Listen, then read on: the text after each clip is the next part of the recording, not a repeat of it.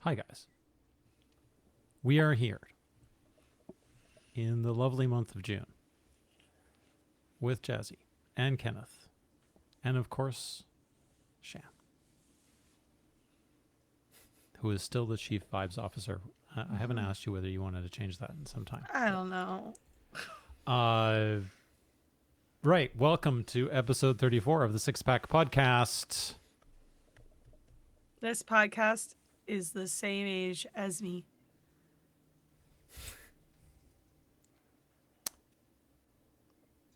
Wow. Law. We have law. Yeah. I'll be honest, Shan, though. You are baby, so I wouldn't have said Thanks. that. I am. I'll never forget when I was at KupoCon and it was the day for my birthday and I went up to Ben and was like, will you take a picture of us holding wine glasses in that way that makes everybody crazy with me for my birthday? And then we had a whole talk about being in our 30s for like 20 minutes. Very silly, very fun. And we took a picture that made Holly mad. So Oh, those days. remember when we were all small potatoes and we all used to get mad at Ben for holding glasses like this and not other things? And not other things? Yes. All right. Yeah, what a time. Have we got any housekeeping? Kenneth, the new setup looks good. Yes, bedroom has changed, you'll notice, from the last time I was here. Got extra bits now. I wouldn't bit have more known because space. the jersey didn't move. It looks exactly No, the that is same. exactly the same place. It has not It's the- moved, so nothing's changed. The only constant is Cooper Cup. He's just everywhere. Excellent. We do not have a spreadsheet yet counting the number of appearances for guest hosts, but maybe we have to do that. Kenneth. Don't do give it. him more work. We've He's got this- remodeling we've got his this- bedroom and yeah. not moving his jersey. Could delegate to Andrew. I'm gonna jump scare you one day, Shan, and it's gonna be like a Philadelphia Yeah. jersey in there instead. See if I notice. Yep, exactly. Cool. Any housekeeping? I think so. I don't think so. I can never think of any, even if we had. You know what I mean? It's like one of those things where it's like, you know, if I remember, great. But like, I never know what actually qualifies as housekeeping and what is just a thing to say. Nice thing to say. Yeah. You know? I think we'll be regular schedule time next episode, but maybe not the following one because I have my daughter's in the school play, so I need Excellent. to Ooh. That is a fair absence. Which play is it, Doc? Do you know yet? Yeah, what it's play? a special production that the final year. This is getting into my doing lately stuff, but yeah, it's a final year production, and it's a surprise apparently. Oh, okay. Ooh. It's Do you just know if they write it or is it? Do Do you know that much? Okay, I don't. great. Full I- surprise. It's gonna be a full surprise. Yes. Excellent. My understanding is yes. Okay. Cool. So there's a whole big rigmarole. She's been working on it basically since the beginning of the year, Oh, every cool. Monday. So, cool. I tried to keep up on top of the comments. We had quite a few this Yeah, I episode. see that. I just opened it. That's very nice. Nothing big. Mine is mainly me saying sorry for not commenting on the last video because I just watched it and forgot. And I was just calm. Calm Blue Ocean, Jazzy.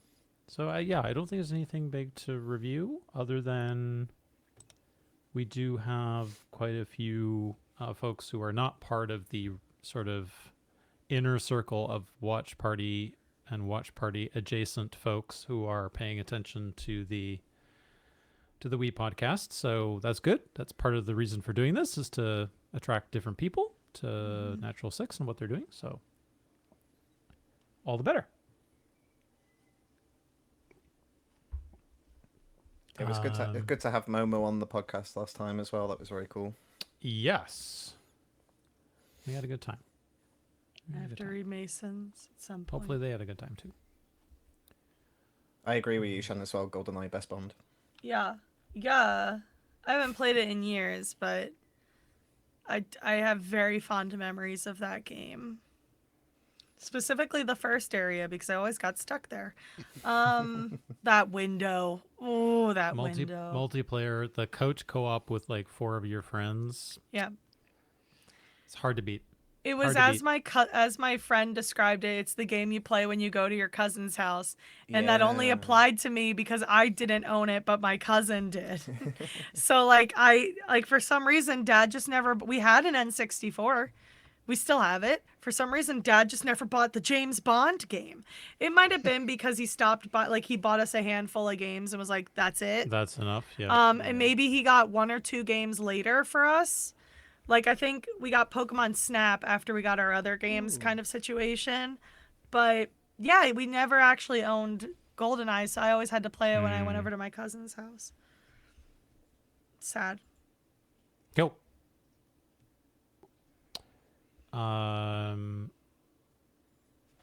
Yes. I think most of us can agree that probably prior to First Light that GoldenEye was peak Bond game.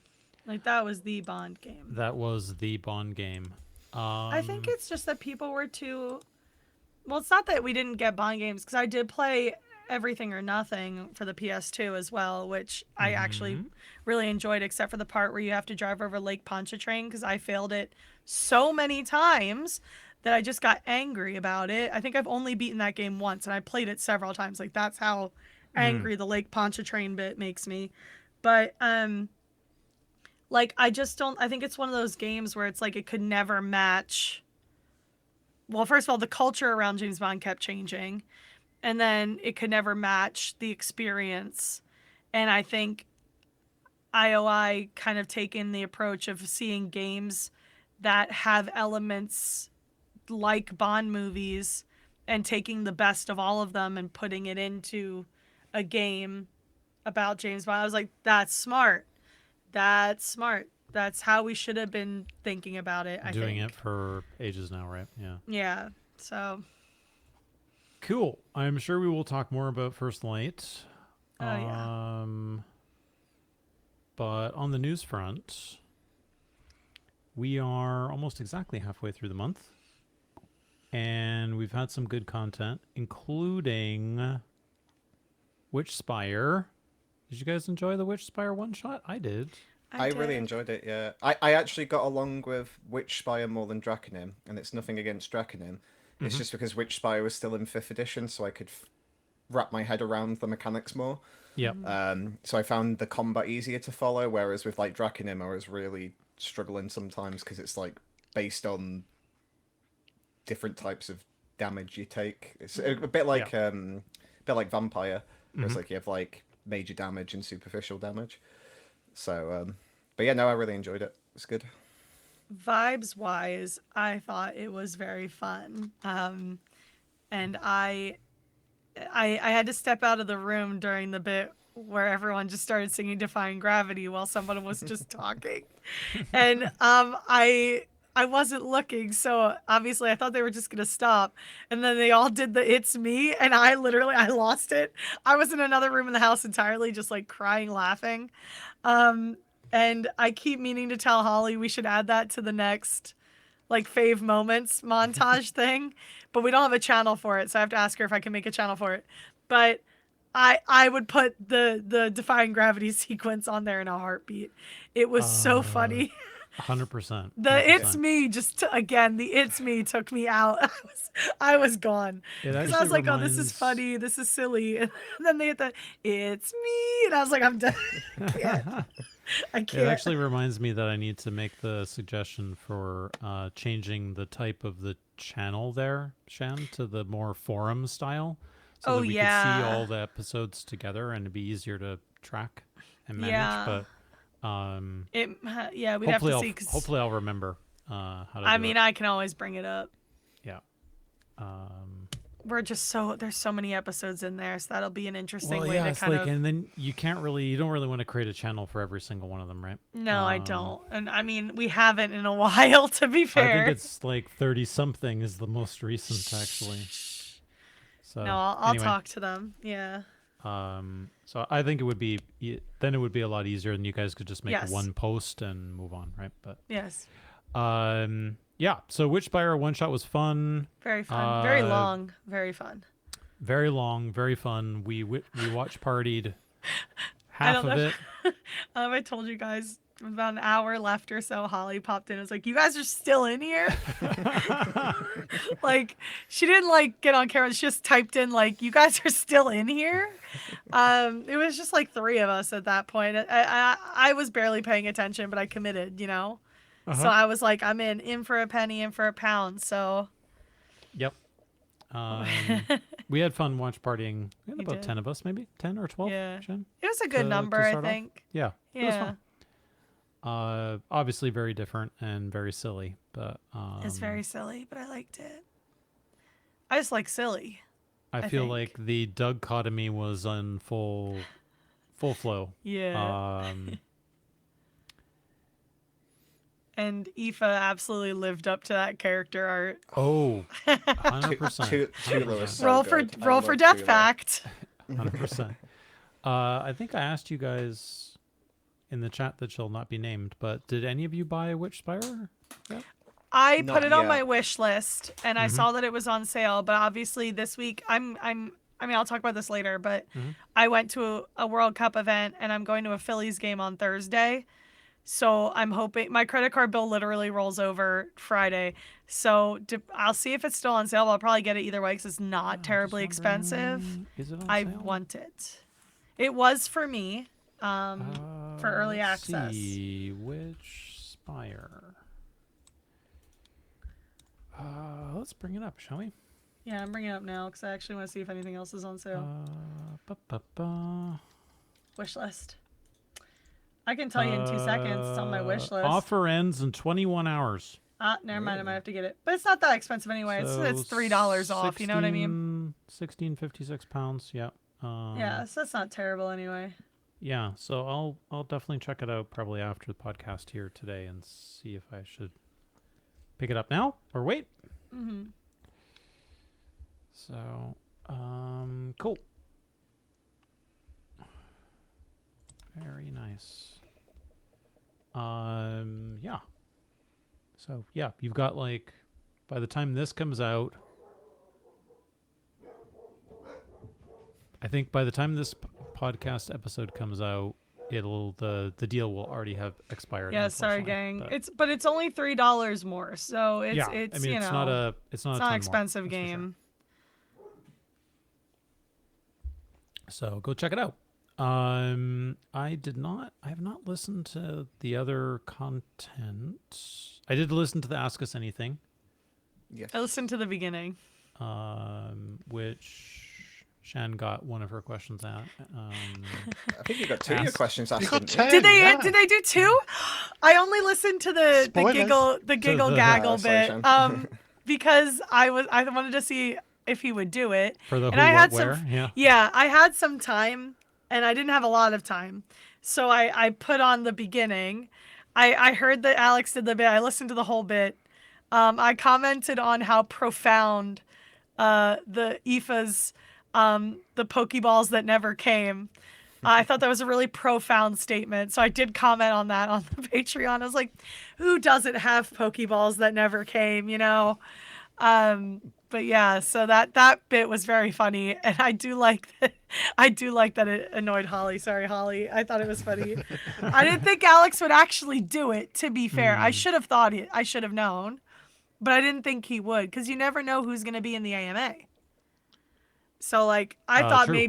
maybe smarter heads would prevail. Would prevail, No, yeah. no, we won. The ADHDers won that day.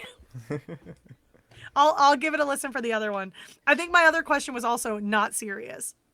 So Yeah, it was a little further in, I believe. But great. Yeah, it was quite late in. It's hard to come up with questions that haven't been asked because I've been trying to come up with an actual question they can discuss for a long time now. I had a good one a few months ago, and then like I don't think it got answered, and then I forgot to like repeat it. Repeat it, yeah, So it's just like it's gone now. It's never coming back. 100%. Gone like the Canadian geese at the end of summer. Yep. And my two major questions were, it was basically if you could take the others on holiday, where would you take them? Which I think they went into quite a lot of detail on that one. Of course they would. And Alex got me excited about going to Florence at some point 'cause it sounds amazing. And my other question was literally just a meme where I was asking Harry if Morgan's role was captain, just purely for the Captain Morgan joke. And then Harry gave me an actual answer. He's like, well, Oh actually, my he's God. this. Well, I was like, okay, thanks, Harry. That's Harry. He's always thinking. He's always got an angle, that's for sure. Cool. So we should have some other stuff.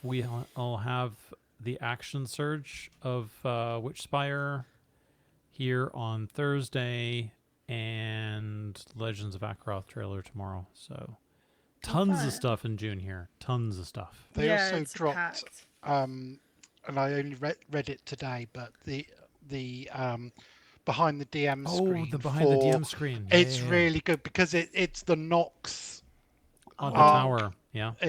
and the four forests. So that arc from sort of episode 28 to 32 pretty much Mhm. goes That's a up good to. one. It's a phenomenal arc. So I was really looking forward to Harry covering it. And he gives a lot of really good background on how he took stuff from his home campaign and how it fed into that, but also how Nox and Nox Vigil in particular, that was all Aoife gets the credit for that one. Obviously, Harry played a lot of, performed the characters. Still, probably my favourite depiction of a villain because he does it so. It's so evil because it's someone that everyone knows. It's someone who's such a gaslighting little.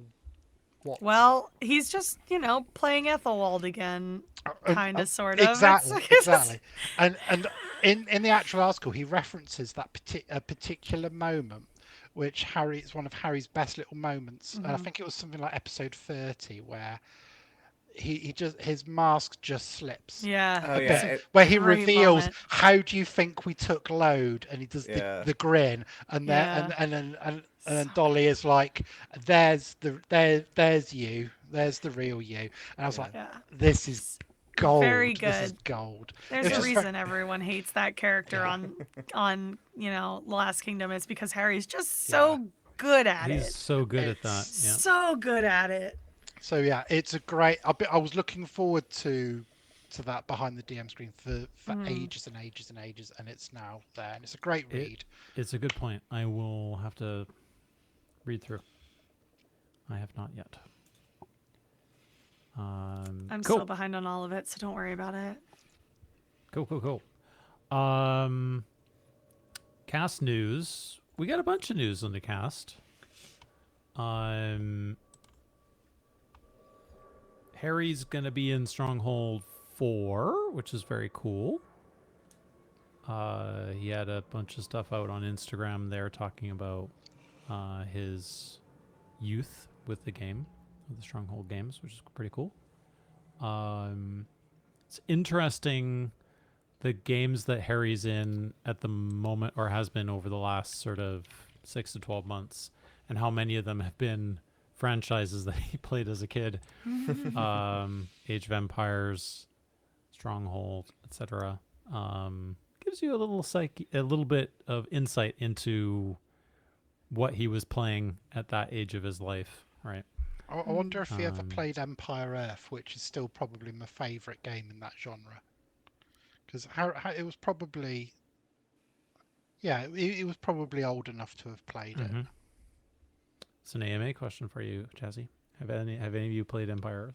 I asked something today, which is a little less, which is a bit more silly. I just thought of a great question. Write it down, Shan. Write it down. Write it down. I'm going to put it in right now. Well, I'm going to make sure nobody else asks because it's very timely. Tell me what it is while I get my notebook and my pen. No, he's And my stealing Discord. my state I'm secrets. spoiling. I'm spoiling. Spoiling. He's yeah. stealing my state secrets. While Shan does that, we have the Alters DLC coming out here in, I think, just under a month, middle of July. I've been waiting to do another run of that game, so I need to start it. It's the one game I've wanted to start, and then the bedroom renovations kind of got in the way of that. it's understandable. Have you are you still planning to continue to stream? 100 line. Or do you mean Greedfall? No, Greedfall 2. Greedfall 2. Yes, yeah. The plan is to keep doing that for now, yeah. Which I don't have no idea how long that's going to take. Jazzy's excited. I think Harry will appreciate this question, actually. Good. You'll see. I'm Which doing Harry? it right Which now. Both probably. Yeah. Probably more DM Harry. Yeah. Hold on, I forgot how to Harry spell hasn't. it. Harry actually hasn't sent me a moment again. Let's have a look at. Let's have a quick boo at Shan's. He's too busy in his cult. That little rascal. Reliquie. Ask us anything. And then capitalize that one. Oh, you haven't. I see. There we Shan's typing. go. Oh, have you posted it? You just now. Okay. We won't spoil it. You got Harry the listeners can McIntyre go will really appreciate it. I'll put it that way. You guys. Oh, will let me need add to a version for Harry so he can answer. check it out in Ooh. Discord. Ben is of course in Soulframe. I think that was announced at TennaCon, which was 10 days ago or so. Or he announced it I think a few days before, but it was sort of fully announced at TennaCon, which is of course Digital Extremes' convention for Warframe and Soulframe. And as I think Shan let us know, Ben will also be in a little indie game called Ledgerbound, which I will bring up. Sometimes your Twitter is a terrible place, but sometimes your For You feed just tells you things like, you're like, no, That when you did need this to know. happen? Well, it's like, Yeah. now when did this happen kind of thing. It's like, so like, that's why I saw that. And I like I said, I hadn't even watched the clip. Oh, It just also occurred to soon, me. 14th Yeah. of July. It occurred to me when Doc was like, is there any other cast news? And I was like, I think I saw that Ben is in some sort of indie game again. Mhm. So I, Cool. I'll have to check it out. yeah. We mustn't be that far off Emberville. I think it's now set for the early access of Q3 2026, Jazzy. So we're looking like late summer, I think. Probably like September.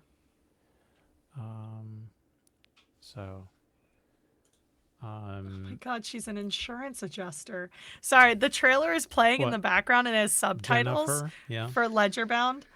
And I was reading the subtitles of this, and apparently the main character is the insurance adjuster for this. Oh, great. I'm sorry, I might have Fantastic. to give this a go. This looks funny.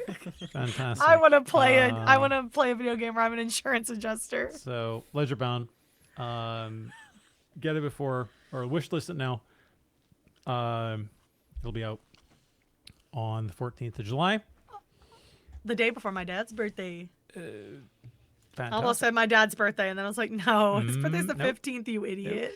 Of course, in a couple months, I guess. MCM Birmingham, 7th to the 9th of August. Alex and Harry will be there. By that time, the Alters DLC will be out. I think there's quite a contingent of six-pack going to the event. Kenneth will be there, I believe. Yeah, I'll be there on the Saturday. So Kenneth will be there. I think Momo's going to go. I mentioned. Yeah, I think Bard's Kira. going as well. Yeah. A few others. Yep. So quite a number of six-pack contingent will be there, including quite a few that have been here on the podcast. And Holly had that amazing download thing with Final Fantasy 14, which I had forgotten all about before someone kindly put it in the notes here. But we were watching that all through on Instagram. There were a bunch of people who had come specifically, I think, to obviously to see download, but to see her at the stand. I mean, to see the primals too, because it is hard to see the primals outside of Japan unless you go to a fan fest. So I mean, that's a great opportunity to get to see the primals. Yep. I'm very jealous. I always want to go to download because I've never been, and I keep saying, "Oh, I'll do it next year and next year." If I knew Holly was going to be there with Final Fantasy 14 stuff, I probably would have tried. But she told me she was like at an event for the week because I'd asked her a question right before she left, and it didn't occur to me she was for some reason did not occur to me that she would be at the Final Fantasy 14 thing. Like it's. I felt so stupid when I realized where she was. It hadn't occurred to me either until the last minute, Shan. There's I think a video she tries that really they hard post, to have a separation, right? And not like use Natural 6 as a way to promote 14, but like right? as a major 14 player who knows when 14 things happen, 100%. a girl should be able to put one and one together and get two. It was really cool. They actually posted like a promo video, and one of them featured Holly making the pics. And I thought that was very cool. And I'm sad I couldn't go bother her and get a pic. But I also would have just hovered there and bothered her for an entirely too long time. So it's probably for the best I couldn't go. I would have only left to watch Soken perform with the primals. She did. I remember. I think it was on the cantrip that she did mention that she was going to download, and I had just assumed she was going to download because she was just going to download. I did not put two and two together. Yeah. So anyway, looked like she had a great time, and the event went well, and everybody seemed to enjoy it, despite the weather on the one day being a complete washout. But that's going to a outdoor event with music, festival-wise, in the UK. I don't think I've ever known it not to rain at download. For like however long I've known it to exist, it's always rained. One of the days or half of the day or whatever. Yeah, definitely. It has a microclimate. Definitely. All right, cool. Let's move swiftly on. Doing lately... Kenneth, you haven't been on in a while. You've been doing bathroom. You've been doing bedroom. You've been doing bedroom stuff. Maybe you're doing bathroom stuff too. He's been trapped in the bathroom. Hey, I won't turn the camera, but there is a porcelain throne in the corner of the room now. It's just like, sometimes just you need to. On the stream though, really. Next watch party. Yes. I can flush. Yeah, I've been updating my bedroom because it's been the same for like 9 years now. So I was like, it just needs a refresh. And I kind of inherited, so it used to be my sister's old room, so I kind of inherited the furniture because it was all like massive fitted wardrobes behind me that just took up loads of space. So I've got like so much more space now to move around, which is nice. So I've been doing that, which is kind of again what's behind me. This is all like new stuff. So I've been doing that mostly, which means I haven't been able to stream or come to the watch parties, unfortunately. I've only just set up my PC on Friday last week. So I was like, Doc, my PC set up, I can actually join the podcast for like the first time in a while. And then the main thing I've been doing separate from that is I knew I wouldn't have like access to my PlayStation or PC for a while because it's been like, almost 2 months now I've been doing this. So I bought Final Fantasy Tactics on the Switch. Nice. So it's like, at least I've got something I can use and I can just charge it up and then just play that in the meantime.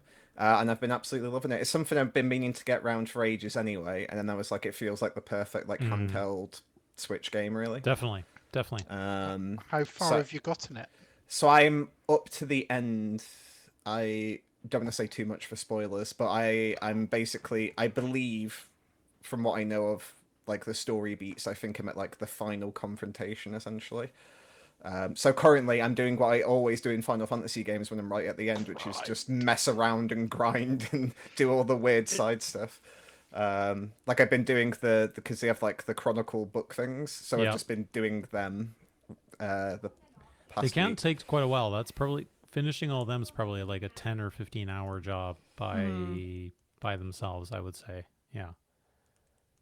It's worth it though, I would say. It's worth it. Yeah, I've been enjoying them so far. One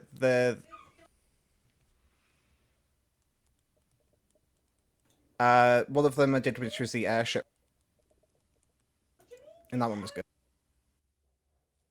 I think the airship one's the only one I've done, but it was good. Mm-hmm. It kind of gives you that kind of evilist feel. Because obviously I played Tactics after 12. Have you played 12? Me, Yeah. absolutely love 12. Yeah. I see, think I love think 12. I love 12. I think 12's my favorite Final Fantasy to play. I still think 8's my favorite as like an entire package, but I absolutely love the music and the gameplay in 12. The only thing that I'm a bit less enthusiastic about is I don't think the cast is the strongest. No.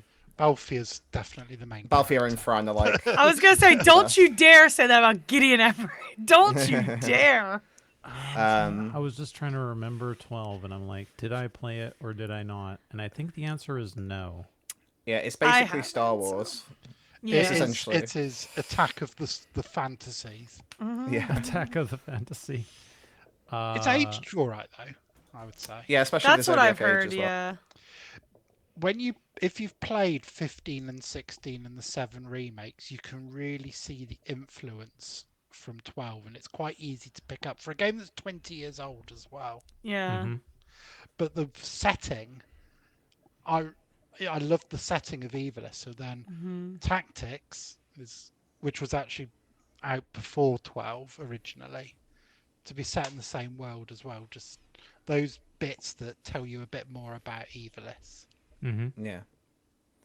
So yeah, though Tactics has been really good. I was saying this to somebody else. There's like I realized there's politics in the other Final Fantasy games. I mean, literally Seven's about like fighting against, global warming essentially. Global Which is warming and which is about- capitalism. yeah, which is about as political as you can get. But I just love the kind of almost like Renaissance style like political intrigue behind it, about people just vying for power. The kind of humanity behind that is that some people are doing it just because they're following orders and because like they have like loyalty to like their lords and stuff. And like I just really enjoy the story, and I like the characters as well. Unfortunately, because it's like an old school like tactical PlayStation game, you don't really get much of a chance to really flesh out the side characters. It's really mainly Ramza, but I do like the little snippets of story you get from the others. Like Harry plays one of the characters and Ben plays one of the characters, and they're both really good performances. So like the little snippets you get are really good.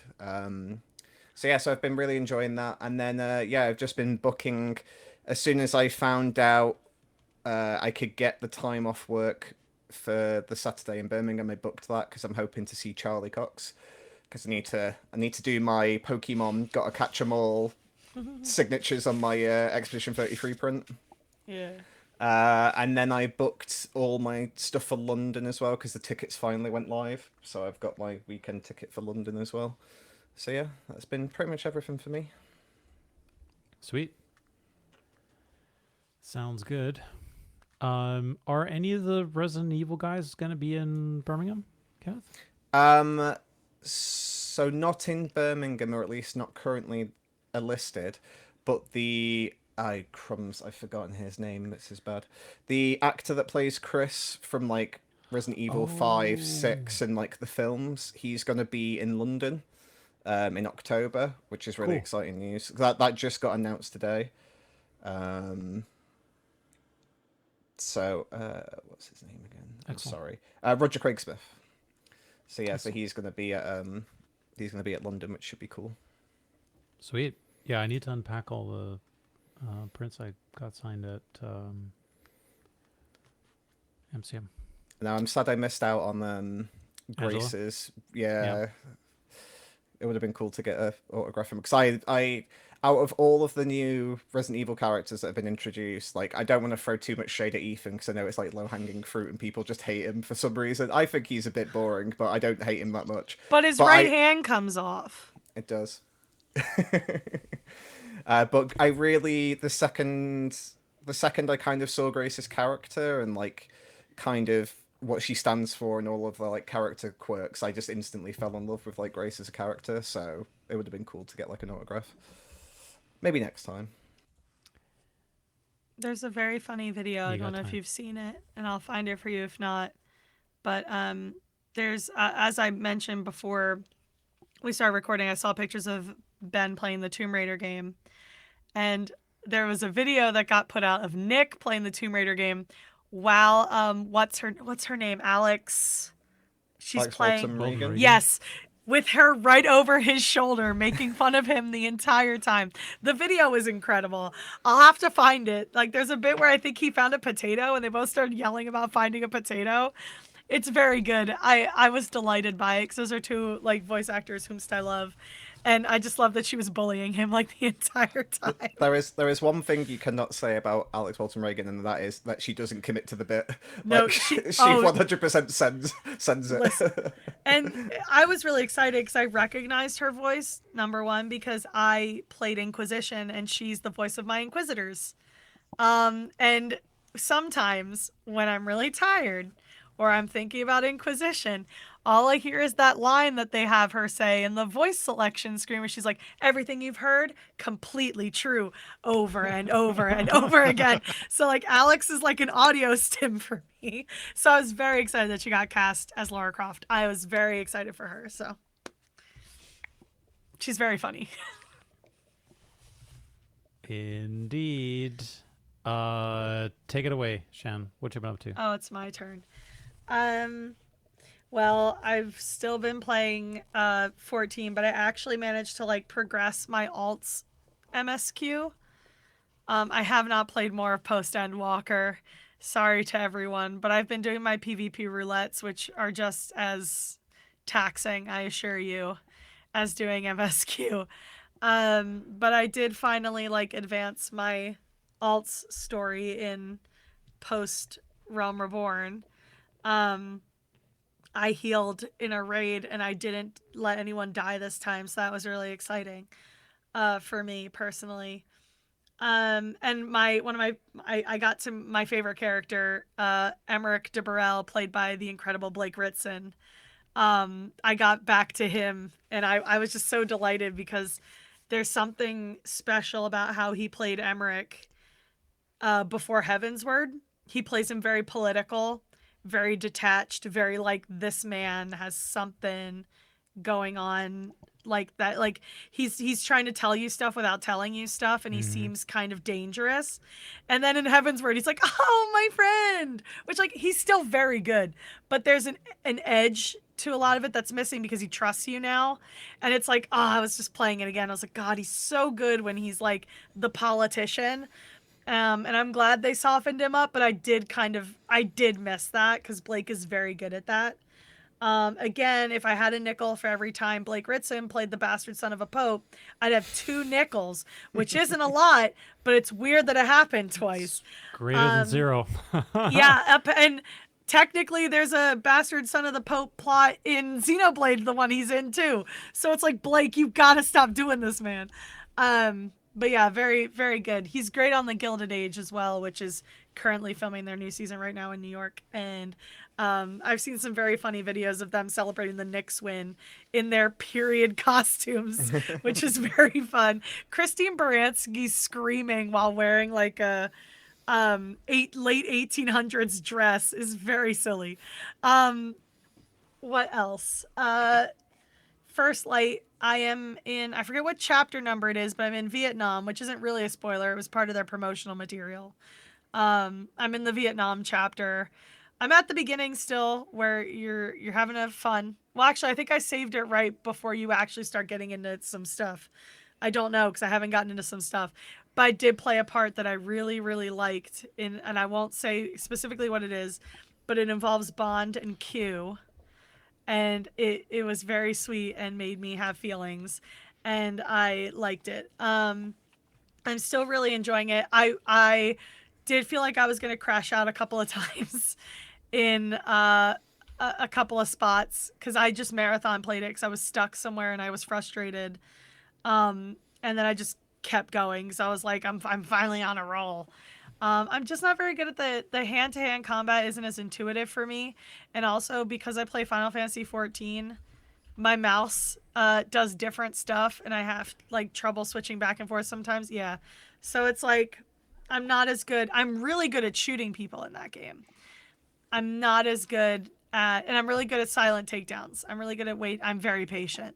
Um, but yeah, the hand to hand is not my strong suit. So I really struggle in bits where I have to do it. There's a part where you literally have to fight two guys and you have to do it with your fists. And I must have done it 7 times. I was about to like throw my mouse across the room. I was literally running in circles waiting to heal so I could fight the guy again. I was mad, dude. But yeah, really enjoying it. How is that running on PC, by the way? Because I bought it on Great. PC instead of PlayStation in the end. Yeah, I've had very few issues, and like even fewer of them have actually affected my gameplay. There was one day where I felt like I was having input lag, and I couldn't really figure out what was causing it.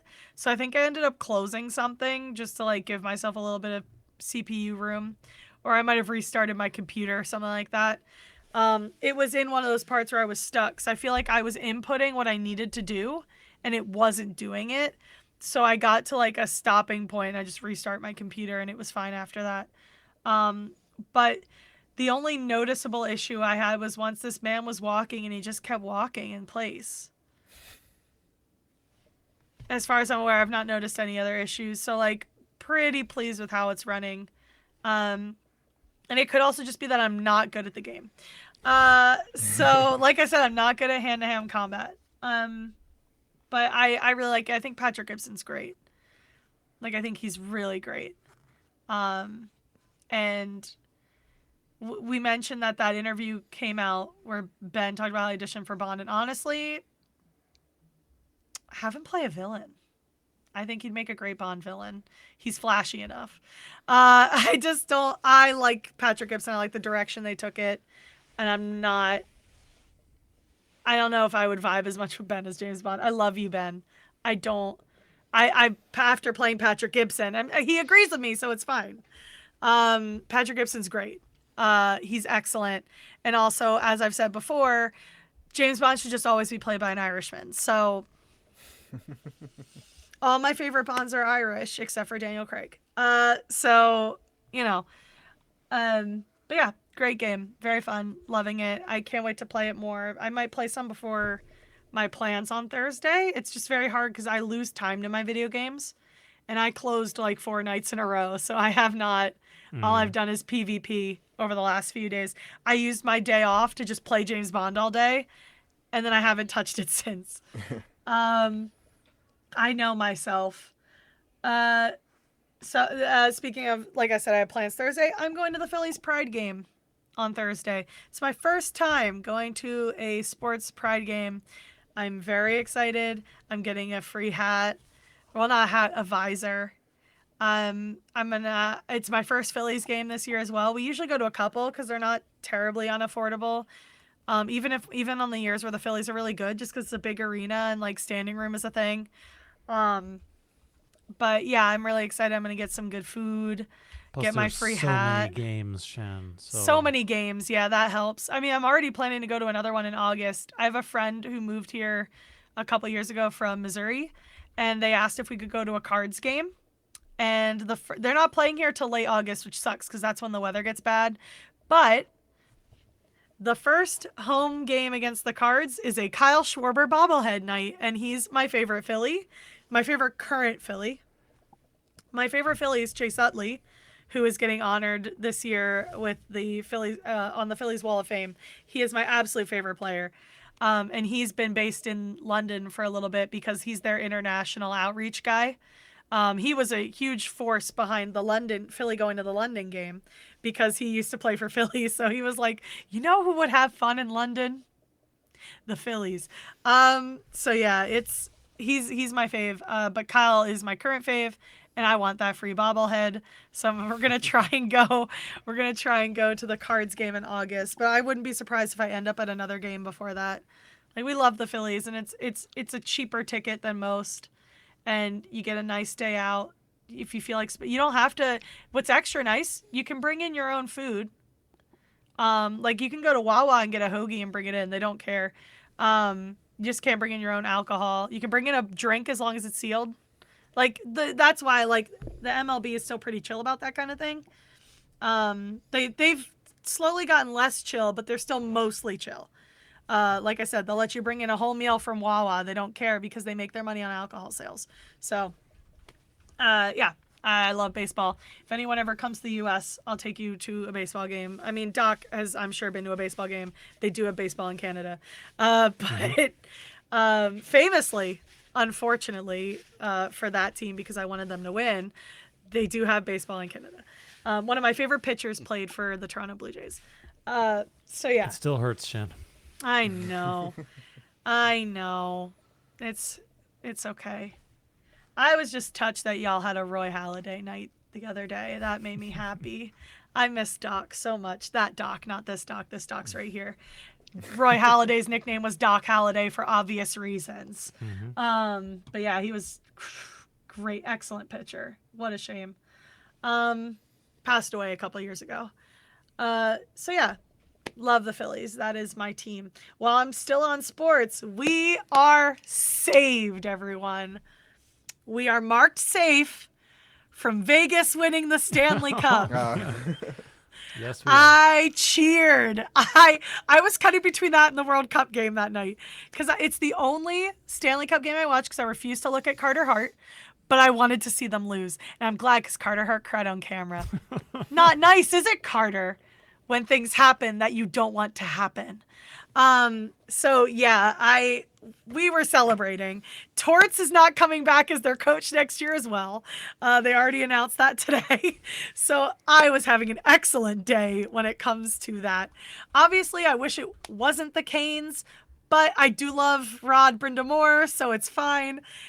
Crazy how good in shape that man is at his age. Guys, you have to understand, he ripped off his shirt for no reason to lift the Stanley Cup, and everyone was like, Rod the bod, still Rod the bod, I guess. But yeah, was really happy to see Rod lift the cup, because I do love Rod Brind'Amour, but I'm just so happy it wasn't Vegas. It couldn't happen to a worse team. The evil was defeated. Not to say that there isn't some questionable stuff from some players on other teams, but the Vegas Golden Knights are uniquely evil, and I'm glad they were defeated. In an incredibly embarrassing way. Carter Hart is now the worst performing goalie in Stanley Cup history, and I could not be happier.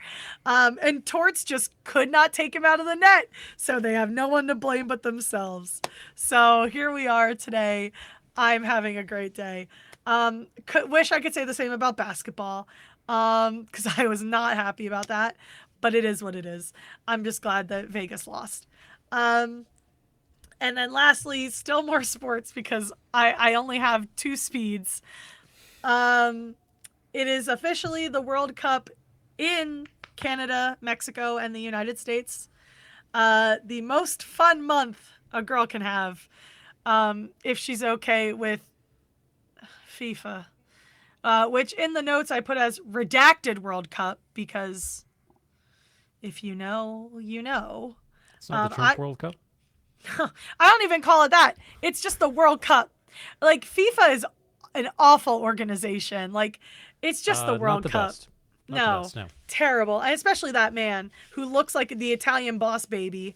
Thank you, John Oliver, for that, because now that's all I can call That's him. fantastic. He looks like the Italian boss baby. Please look up the president of the World Cup, because then you'll know exactly what I'm talking about. I believe, and it's funny because his last name is also Infantino. So like the jokes just write themselves. But yeah, there is some unfortunate stuff that I won't go into because it's a little more political, and I know where I stand on the issue. But other than like, the gross, awful visa issues, the treatment of Iran, which was on stage last night, and like other unfortunate things that happened because of my country's administration, the World Cup is going well. The cities are welcoming everyone. The displays of country pride here have been incredible. We're hosting a bunch of games here in Philadelphia, which I'll talk about in a second. But like, we've been really excited about the opportunity. This is our year after all. Philadelphia tends to be allowed to be important on very big years for America, and this is America 250. It's our 250th anniversary, birthday, whatever you want to call it, this year after our war for independence, and from a particular country. And yeah, it's been super fun kind of seeing videos from across the country and also from Canada and Mexico, because the videos from Mexico have been outstanding. I don't know if you guys have seen the videos of like the Koreans having the time of their lives in Mexico, but like I saw them teaching Koreans how to do keg stands, and there's the most incredible stuff. Or there's a video of like a Japanese man who was in Texas because Japan played where the Dallas Cowboys play, and he was getting interviewed by the news, and he was like, I don't speak English, but I am excited. And then he and the news reporter just started screaming together. It was so good. Like, and then, like I was saying to Doc earlier, the Scots took over New England, and the videos coming out of that have been going crazy. Like, a bagpiper went down the cop slide and did not get thrown out of it. Look up the cop slide in Boston. Like, it's just been great. It's been really great to see. We still have 5 more games in Philadelphia, including we have a round of 16 game on the 4th of July, obviously. It's a big day for us. So yeah, I've been excited about this. I've been looking forward to this. Because we're a host city, like the other host cities, we have a sponsored fan festival that is completely free to go to. And you don't even have to spend a lick of money there. Like, it is literally completely free. You can bring your own food. You can bring a refillable water bottle. They have water stations. Like, it's awesome. And that's what I did yesterday. I went to the Philadelphia Fan Festival. I'm not going to call it by its legal name because I have no respect for that organization. But we went to the Philly Fan Festival. We were there from like noon to like 5:30. And it was awesome. They had a bunch of free activations where you get a ton of free stuff. I got to make the viral bracelet, where you got to pick a bunch of charms. And I got like the Liberty Bell, the stupid eagle, because I think he looks really stupid and I love him.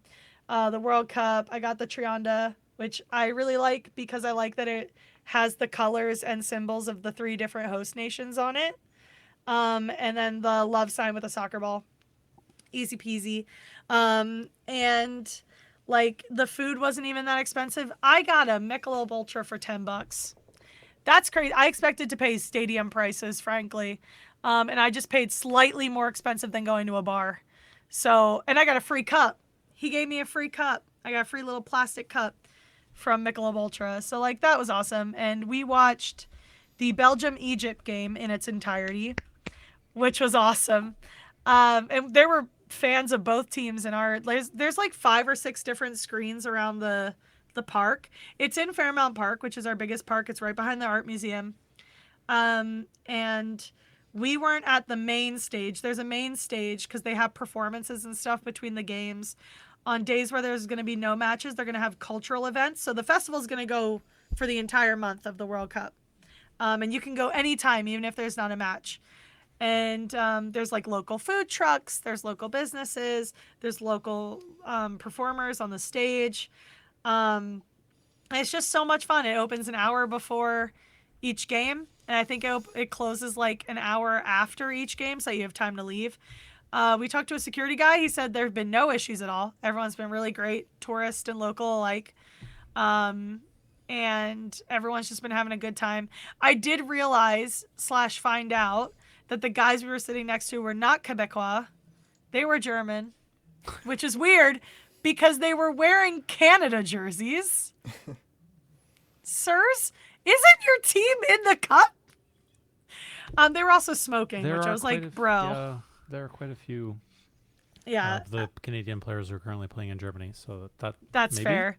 It was just very funny because I was like, at first they were genuinely speaking French when we sat down. About 10 minutes later, they were speaking German. And at one point, though, the guy came over and started telling a story in English that had like literally the security guy laughing and me and my friend laughing because he was talking about how Are you someone's sure like, they weren't Swiss? I wonder now.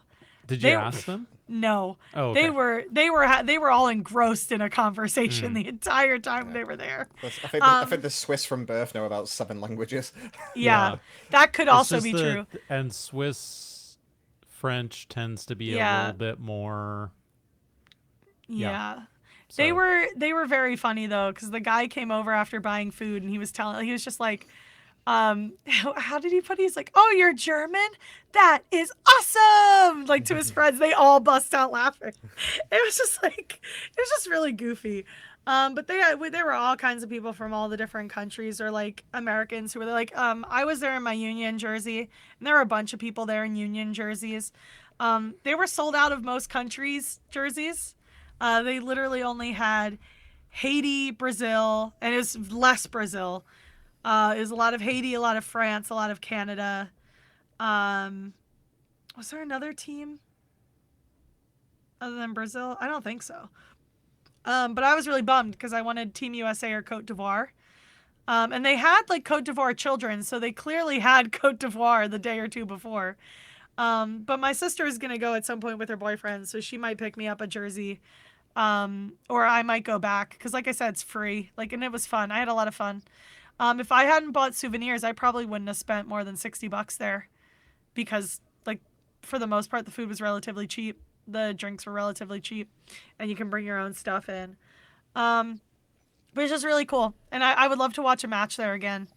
Unfortunately, the weather is not going to stay as nice as it was yesterday. It is summer in Philadelphia, but it was really cool to get to go and to see it, to see all the activations, and all the volunteers were incredibly nice. Everywhere we went, they were nice, they were helpful, they were funny. They were keeping their energy up, which is crazy because I was exhausted by the end of the day and I didn't really do anything. But yeah, and because of it, I got to walk the Schuylkill River Trail, which is one of my favorite places in Philly, because you can't get very close on public transit. Like, they get you fairly close, but you are encouraged to walk up or go to the ADA entrance for like safety purposes and just for ease of like not congesting the area, because people do live in Philadelphia, not necessarily there, but it does make it harder for people to get around because of where it is. So it was super fun though. I really do hope to go back. I got a hoodie, I got some pins, I got my city's "We Are Philadelphia" scarf. It's upside down, but whatever. we are Philadelphia. Go ahead. Was the Union a original MLS team? I Shan? don't think it was original, but it is old. I've had this jersey since I was in high school. Let me see. Philadelphia. They've been around like at least since the early 2000s. Let's see. They're basically hosting the Ivory Coast as well, which is why we consider them our home team. 2008. So they are 18 years old. Is that when they joined the MLS or when the club No, that was when it was founded. I think they went right into the MLS after founding. Like, I think because my jersey is Good from the question. MLS. Let me double check. They began playing in 2010 as an okay. expansion So team. the year before Vancouver, then. Yeah. So Okay. like they were founded, but I think it took like they had to get the team together and everything. Got it. They had to get the stadium. Mm-hmm. And what's nice about it is, and this is what I was really excited for with Cote d'Ivoire as well, and I keep jumping between the English and French. I usually call them by their French name, because all the teams are listed in the language of their preferred language. Like, that's why I keep saying Cabo Verde instead of Cape Verde. it is listed as Cabo Verde. Same with Cote d'Ivoire is listed as Cote d'Ivoire. Mhm. And I've also always known it as that, which is crazy because that stupid Barstool man was like, no one had heard of the Ivory Coast. And everyone's like, oh, so you failed ninth grade geography, huh? Because like my ninth grade geography, we literally had to name every country on the map of Africa for a test. So I do know where the Ivory Coast is. And like, yeah, so they basically, Chester is where Penn actually first landed when he came and founded Pennsylvania. As with many historical cities that end up having a certain demographic, it did fall into some pretty heavy issues and stereotypes, to be fair. And like my mom used to work the ER down at the hospital there that's no longer open. Like I've heard horror stories, and there have been horror stories, but it's been on the rise, Chester. We've been trying to save it, bring it back, trying to like get it out of like even the stereotypical hole that it's in, because it doesn't deserve to be there. But basically the Union, when they were founded and since they were founded, their stadium, their park has been on the same spot in Chester, right by the bridge to Delaware. And or right by the bridge to New Jersey, sorry. And they are so like the fans embrace Chester. Like there used to be fears about going to Chester. These people do not care. They love Chester. And so I felt such joy and pride for Chester when Cote d'Ivoire originally arrived to Subaru Park to begin their training. There was a big banner on the video screen in French that said like, welcome Cote d'Ivoire to Chester in Philadelphia. And it was just, it brought me so much joy to see Chester welcoming a World Cup team, because like, I really do think Chester gets a bad rap. And it just, as somebody who's lived here my whole life and heard everyone talk such mad nonsense on Chester and make fun of Union for not playing in Philadelphia, but playing in Chester, like, oh, it's Chester, this crime. It's like, Chester got to welcome a World Cup city from Africa to play in their like MLS state, their official stadium, and that we are their home for their first 2 games. And I'm proud of that, and I'm glad that Chester gets to like be a part of that as well, because it's literally part of the history of Pennsylvania. It's part of the history of Philadelphia, and it is America 250 after all. I mean, Philadelphia is older than America, but hey. They're not playing at that stadium, though, right? No, they Shan? are playing at the Link. At where the Eagles play, right? Yes. We call it the Link, Lincoln Financial. For legal purposes, it's known as Philadelphia Stadium. Yeah. Which I don't know if you guys have seen. Kenneth will get this one. I don't know if you've seen the pictures coming out of these games, but some of the funniest ones are Levi Stadium. Oh yeah, they had to cover iconic. They had to cover Levi, and it was a specifically cut piece of fabric, so you can still see the shape of Levi, but it's covered. But also, I don't know if you see the pictures of them covering up all the brand names on the condiments in the press box. Yeah, I've seen that too. So FIFA's such a funny thing. You know, they'll be sponsored by 80 billion companies and tickets will still cost you $40,000. And then no brands can be shown at all. FIFA, you sure are an organization. But yeah, it's like so IOC, right? It's like Olympics, right? Yeah. It's the same thing. I mean, I really appreciate it because Away Days actually got some of the cheapest tickets you could get to the USA game. And they put their video out the next day. Like, I've never seen turnaround like that. And they actually spent a good long time in their section talking about the comparison of their seat to the price and how, like, More Perfect Union, which is a YouTube channel that covers, like, financial and social issues, also talked about how quickly World Cup prices went up and how people who have gone to every single World Cup can no longer afford to go. But they specifically talked about how, like, we're very lucky. But, like, you can't, like, you have to be in a very particular point to be able to take your family to this. So you can't bring kids here to grow the game. Like, people don't get to just come to this game and, like, experience it because you don't have enough money. And then they got mad because they paid all that money and then there were empty seats around them. They're like, oh, it's almost as if you had sold tickets a little cheaper, you would have been able to get families here. You would have been able to get kids here. Like, people would have been able to, like, I really appreciated these guys, like, actively talking about the problem. And they were, like, again, they were like, we're very lucky we could afford this. We could barely afford this for 3 tickets. But, like, it was nice to hear someone else say, hey, this is, because obviously, like, a lot of Americans who are living in host cities can only go if they get given tickets. And it's like, well, it would be cool to get to see my team host this kind of event, but I literally looked at last minute tickets and there was no way. Even if I could go, I would never be able to afford that. And it's such a shame. Would have been cool to have like a local affordable ticket opportunity where they just sold a few tickets Would have been nice. at a local price. But no, because it's despite, and again, like, this is quoting them. They were like, look at all these sponsors. And yet my tickets cost $2,000 a person. And I was like, damn. It was very funny. But yeah, so I do love the World Cup as a concept. I like that it brings us all together. I like that you get to experience other cultures and go to other countries and all that stuff. I just, Doesn't mean we can't pay attention to some of the things that are not going so well. Yeah. Cool. Excellent chat. Yeah. I expect the World I Cup. forgot. Oh. What did you forget? Oh, He yeah, of course, came! SGA has been here. It's because I didn't put it in the notes because it's not really an event so much as an item. But What I an got item. him. Fantastic. He's quite large, actually. He is large. He is. Cuddly Yeah. SGA. Oh, he's so cuddly, so soft. I love him. He makes me very happy. And it's the in-game model, for those who don't know. It's a spoiler, but this is a replica of a stuffed animal in the game. This is not Yes. actually what SGA looks like. Yeah.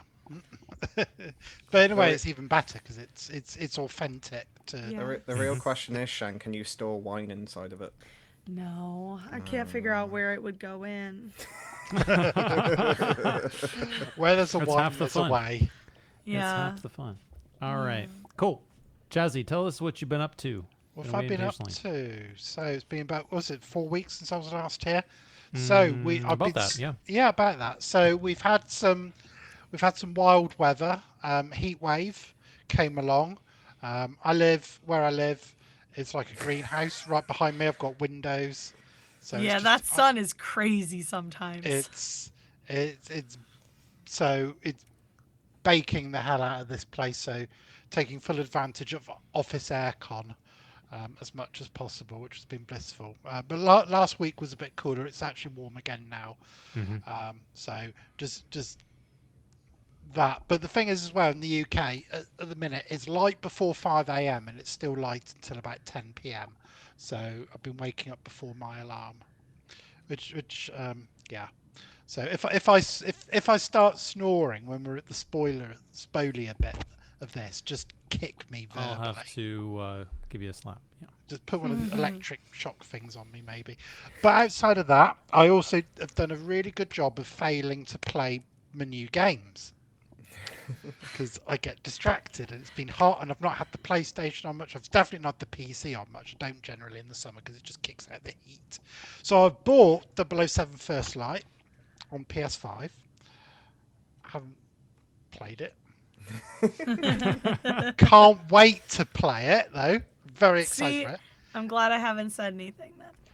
Hey, come on, spoilers. I mean, I know you love spoilers, but I do want people to experience the game for themselves. But no, but hopefully, later this week. Work's been busy as well, but also been naughty by diving into some older games, particularly on my Switch. So I went back into Animal Crossing because I remember that I had a few things still to collect, which were only available in May, June, July, August. So I have now completed my sea creature and fish collection, which has been there mostly complete for about 6 years.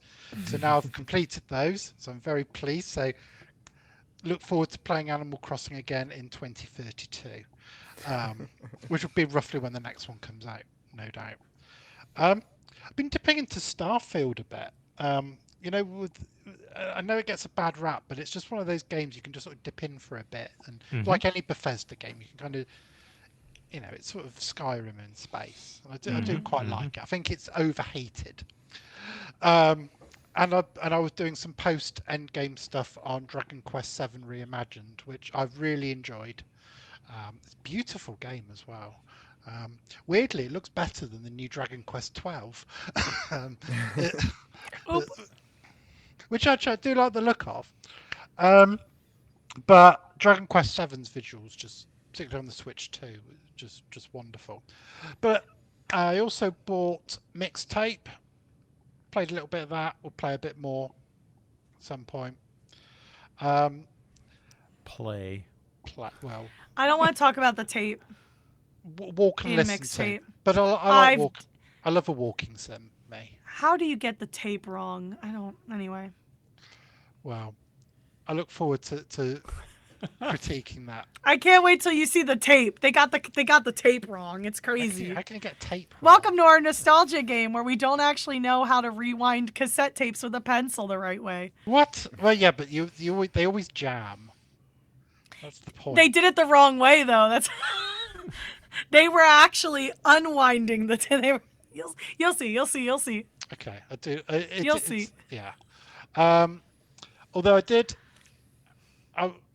other thing gaming-wise was Summer Games Fest or Key 3 or Key 3. I forgot that was so like that was since like our last recording. Time doesn't exist, man. So I've had 4 weeks. I've had 4 weeks. So I did have to think. I was like, was it in the last 2 weeks, 4 weeks? I was like, what on earth was going on? I don't know. It was only 5 weeks. It was only 5 weeks ago that I was hanging out with Dracula in Whitby. I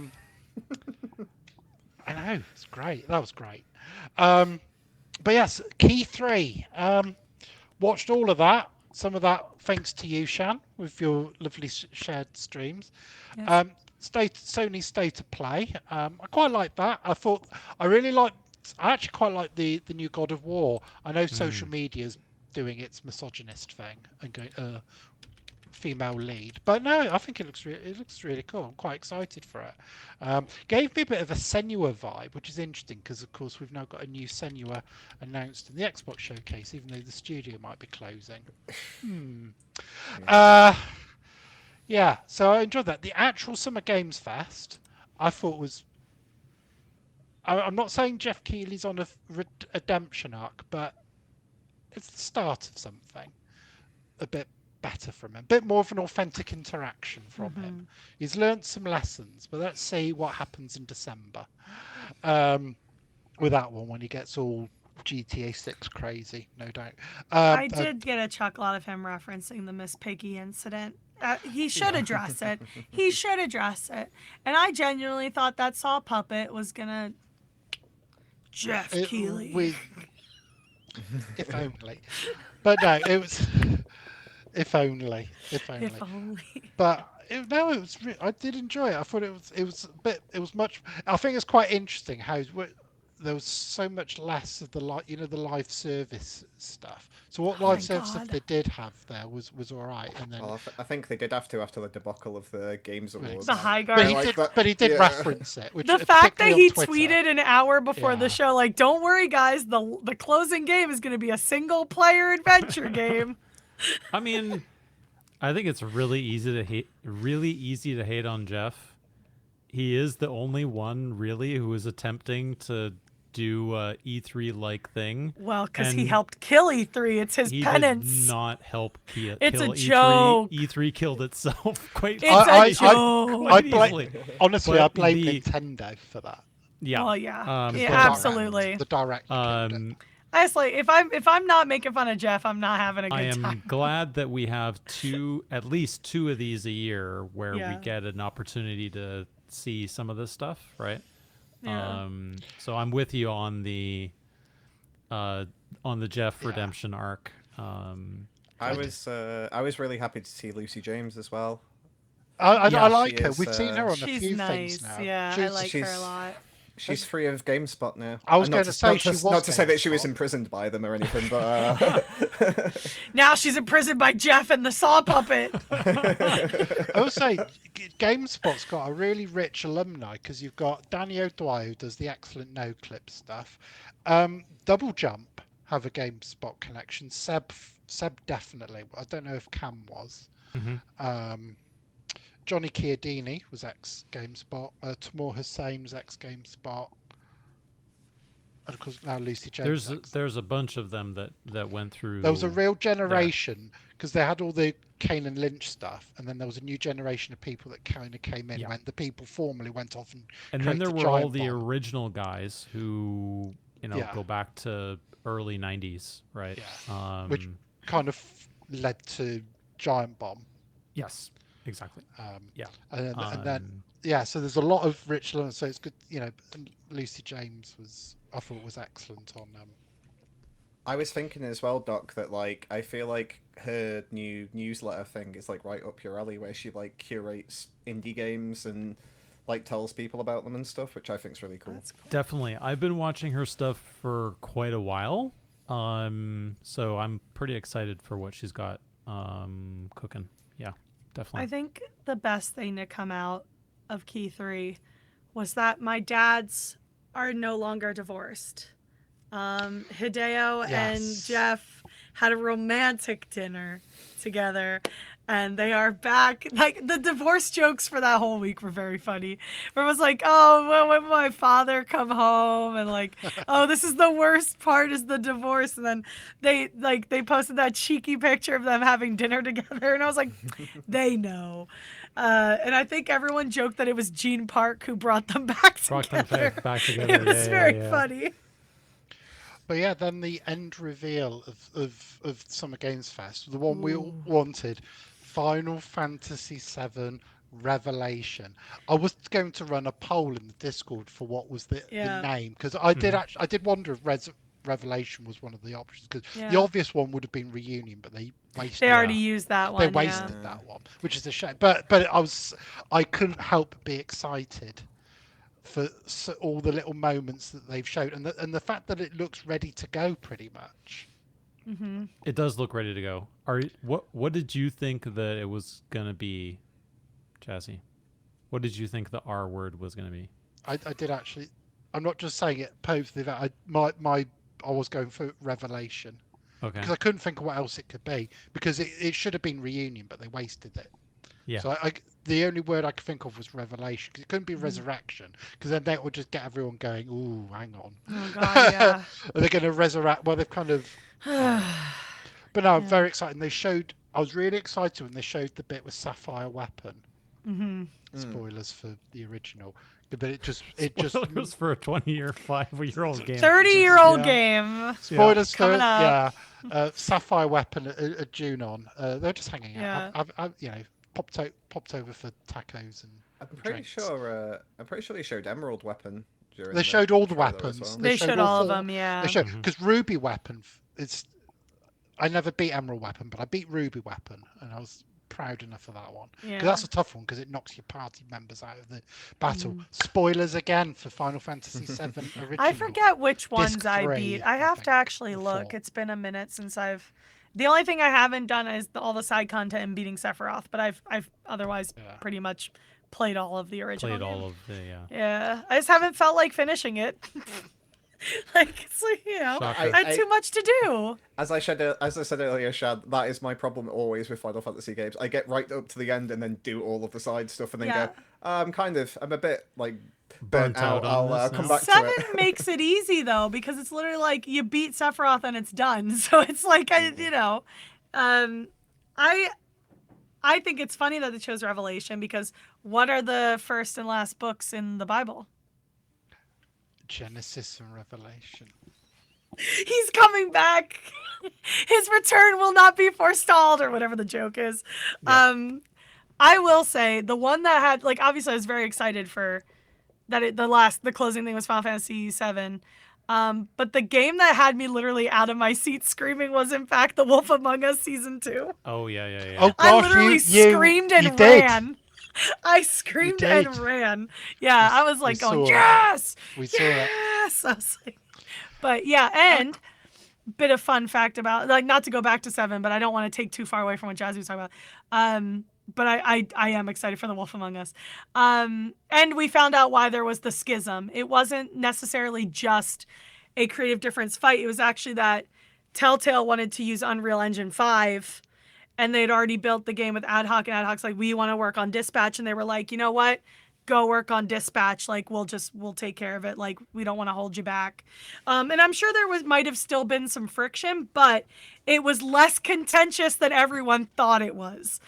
Telltale was straight up like, no, we just wanted to change the engine, and they wanted to make Dispatch. It's just one of these, like, nobody says publicly actually a very simple thing, and it would have made things a lot easier. But it was a very simple thing. It was I'm excited scheduling, for the game essentially. too. Yeah, and it looks great. It also, like, visually, it looks very good. And we're getting a remaster of the original.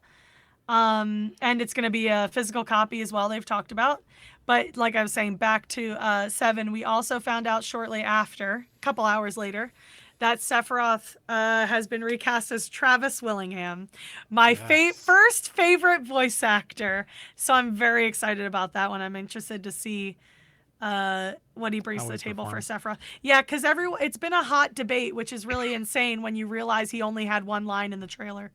Like, why are we judging the man off of a single line? Like, let's relax. Let's wait. Wait until the bloody game comes out before we Travis pass is judgment. one of, like, well, the drama was crazy. It was, he's a Nepo baby for Critical Role. Like, Matt Mercer is the reason anybody gets a role in Final Fantasy. Some people need to go outside and touch grass. Right. Man. So Like, Travis has been voice acting. hell. Travis has been voice acting since at least 2001, 2002. Yeah. Like, maybe he even played earlier. one of my favorite anime characters of all time, Roy Mustang. So I was excited that it was Travis Willingham because I know he's an excellent voice actor. And I just wish, people would give him a chance instead of whining on the internet and saying how bad he sounds when he only had one line in the trailer.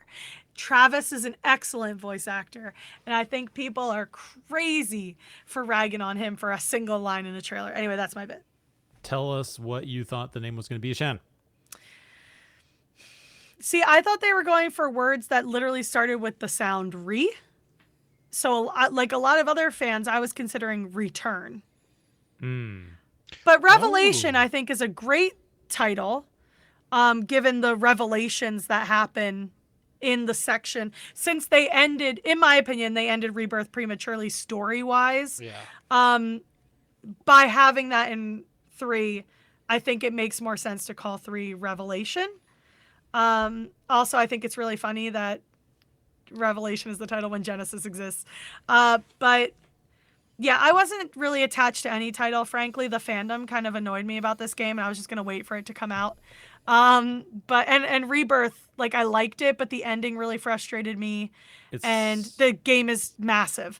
So I am excited, and I think Revelation is a great title. I wasn't really attached to any word. I was just surprised they didn't go with another but Revelation's great. Thematic. The fandom is clearly still annoying you based on the Sephiroth comment. Yeah, well, that's an entire thing. That's just idiocy. That's lunacy, in my opinion. That's not even just fandom. That's lunacy. Travis Willingham is a tell Nepo us hire. what you thought the name was going to be. I was thinking possibly Redemption, because That's a this good whole arc is kind of, without going into spoilers again for a 30-year-old game. No spoilers. But this whole arc kind of leading to the finale of the game is Cloud It's very redemptive. basically after all of his shenanigans. And I feel like there's more shenanigans in the remake than there was in the original one. Yeah. So I feel like it's like Cloud needs to kind of figure out who he is and who he wants to be going forwards, and I think they might have gone down that angle. And also, I have a feeling Vincent's story is going to be quite heavy in this as well, and Vincent's whole bag is about redemption, so I thought possibly that might be the angle they were going for. That's a good one. Cool. Tell us in the comments what you thought the name was going to be. I was thinking Reform. Ooh. That's That's really good for Genova as well. Like that's got some really nice Yeah, synergy. I with was it. thinking And we Reformed, gotta fix whatever the heckle is going on all up in there. Yep, Reform, return, indeed. return the slab. Anything else, Jazzy? So after that, there were 2 more shows at the Summer Games Fest. So the Xbox one, it's kind of been soured a bit by some of the things that have been announced since, like the studio closures, like Ninja Fig. Because I like the Senua games, and so they announced a new Senua game. I like the look of the new Fable, but I was quite surprised at how I'm not really into the series, but the Gears of War was a good introduction. I thought that looked really good. So there was quite a lot from the Xbox showcase. I actually thought, okay, they're actually bothering to do stuff now. So that was quite good. And then the Nintendo Direct was really bizarre because it was, for a lot of it, really, I thought, quite weak. I'm like, oh God, they really aren't bothering, are they? And then right at the end, I'm not that bothered about Kingdom Hearts, but I know people really care about Kingdom Hearts. So to then do the whole, we're going to remaster 1, 2, and 3. Oh, by the way, here's 4. Here's Kingdom Hearts 4. I think it's the funniest thing Square Enix could have done is give the Kingdom Hearts 4 trailer to Nintendo. So Nintendo. Yeah. Honestly, the funniest thing they could have done. Oh, you forgot Final Fantasy Resonance. While I was How dare watching you? it, I was like, if I haven't got Holly, to that if Holly yet. sees, Okay. if Holly sees this, she's like, who the hell in corporate made this decision? Right? I was cracking up. I was But at work, whatever. so I couldn't watch it, and I was like, Because it's Oh gonna, of course, it'll be on everything anyway. So why? "Well, yeah, Why do yeah. it there? But whatever. I just Go thought ahead, it. Jazzy. Yeah, So- made me so- laugh." So Final Fantasy Resonance so the thing about Final Fantasy Resonance is it reminds me of 2 things. First of all, they're definitely doing, I've just seen a spoiler from Pop Up on the Discord, and BBC. Stop distracting me, world. Final Fantasy Resonance, because they've essentially taken the same approach that they've taken with Octopath. They took a mobile spin-off and they're reimagining it. Yep. And actually, Octopath Traveler 0 did it really well. So I was very excited for that. That they're doing this new take on what was a mobile game, but in Final Fantasy, and do it in the HD 2D form. It's a good way of doing it because I think they'll do other ways of remaking any of the other games. So I was quite excited for that. And it also reminded me a bit of a forgotten mobile game on. And I wonder if they'd ever give this the treatment as well, because it's actually fantastic. It's a game called Final Fantasy Dimensions, which was out about 12 years ago on iOS. And it was essentially, I call it Final Fantasy 5.5. And I got the same, because it's kind of like the game that you'd imagine sits between Final Fantasies 5 and 6 in terms of how it plays and everything. And I got the same feel from Resonance, that they've kind of, if Final Fantasy carried on just being a 2D series after Final Fantasy 5, because although Final Fantasy 6 is a 2D Final Fantasy, it has a lot of the structure and story of sort of 7 to 9 era, which is why I still think 6 should get a full 3D remake so that it gets the same esteem as the 3D ones. But I do think that after Final Fantasy 5, you could kind of slot Final Fantasy Dimensions in, and now Resonance as well as this sort of Final Fantasy 5.9 almost.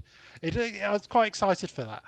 But then at the very end of the Nintendo showcase, I'd heard the rumours and the whispers, and then they decided to confirm what was already rumoured, that we were going to get Ocarina of Time, Legend of Zelda Ocarina of Time remake. And I was quite giddy about it. I was very excited about it. I do love the original. I was very excited. They showed that little bit of Link at the end, and just I thought the reveal was really good. If you look on social media, oh goodness, everyone hates it. And I'm like, go away, it's great. Go Don't on. worry, my friends are excited, Jazzy. My Wait- friends are Wait excited. until the damn game is like. It's going to be amazing. Don't Yeah, care. my It's gonna be friends are already amazing. replaying the original in celebration, so I'll be honest, I was outraged by the trailer, and for only one reason, because they didn't show the guy in the windmill that does the Song of Storms, because he's my boy. I will say, as someone who only played a little bit of that game because I didn't own it, it's another one of those Nintendo 64 games that just my dad didn't buy for us. But I play it on. I started it on my Switch. When I heard the music in the trailer, when I heard the da da da, I was like, "Here we go!" It's like I'm so excited. Yes. It was great, and then I celebrated by downloading the Star Fox demo, which I played, the Star Fox demo because they're remaking the Star Fox 64. I've played it. It plays just like how you'd imagine a Star Fox game has always played. I loved it. It will get 6 out of 10 if that in the reviews, but I love it. I'll probably get it and then play it in September. But the demo was great for that. So yeah, that was my Summer Games Fest. And then since then, I've just been working, catching up on stuff, and enjoying the World Cup. It was quite interesting as well seeing it this time because I remember USA '94, which of course England didn't qualify for. So we all had to pretend. Can't talk about that one because I don't remember it. No, I remember it, and I remember it's weird because England didn't qualify. Because no British nation qualified. Everyone had to we were all, even though the Irish hate us, we all supported Ireland in that World Cup. Also, I'm sure they appreciated that. But Jack Charlton was their manager at the time, which helped. And it was but it was very different. It was it really felt like at that point, the US couldn't give a monkeys about the fact there's a World Cup. Straight off the bat this time, starting with the opening game in Mexico. What atmosphere that was, by the way, the opening game. Mexico fans are mad, but we knew they would be. But when I saw highlights of USA v Paraguay, I was like, you know what? It's not just Mexico that's into this. I'm like, this is different. And ever since, it's a bit weird as well, this World Cup, because UK's time difference. They're having a hell of a time, honestly, anyway. But with the time difference, but then again, 2002 World Cup when it was in Japan and South Korea, it was even worse then. We've got Spain in 4 years' time. We've got Saudi Arabia in 8 years. It's probably going to be hosted in the UK in 2042. So we can put up with some time zones for one World Cup. It's fine. But it's been really enjoyable. Some really great games. I really enjoyed Belgium, Egypt, because that was a game I watched all the way through. I've quite liked how no one seems to be playing like a Premier League team, because the Premier League's boring as hell in this country. If you want to watch good football in England, watch the Championship or League One. The Premier League's boring unless you may be a Brighton or Bournemouth fan, or maybe a Villa fan. I don't know, but it's Fulham, maybe. Yeah, it's just everyone. It's just all this crap passing between the defenders and back to the goalkeeper thing. It's just boring. And that's why I like the World Cup. Sorry, Pep. I feel personally attacked, Jazzy.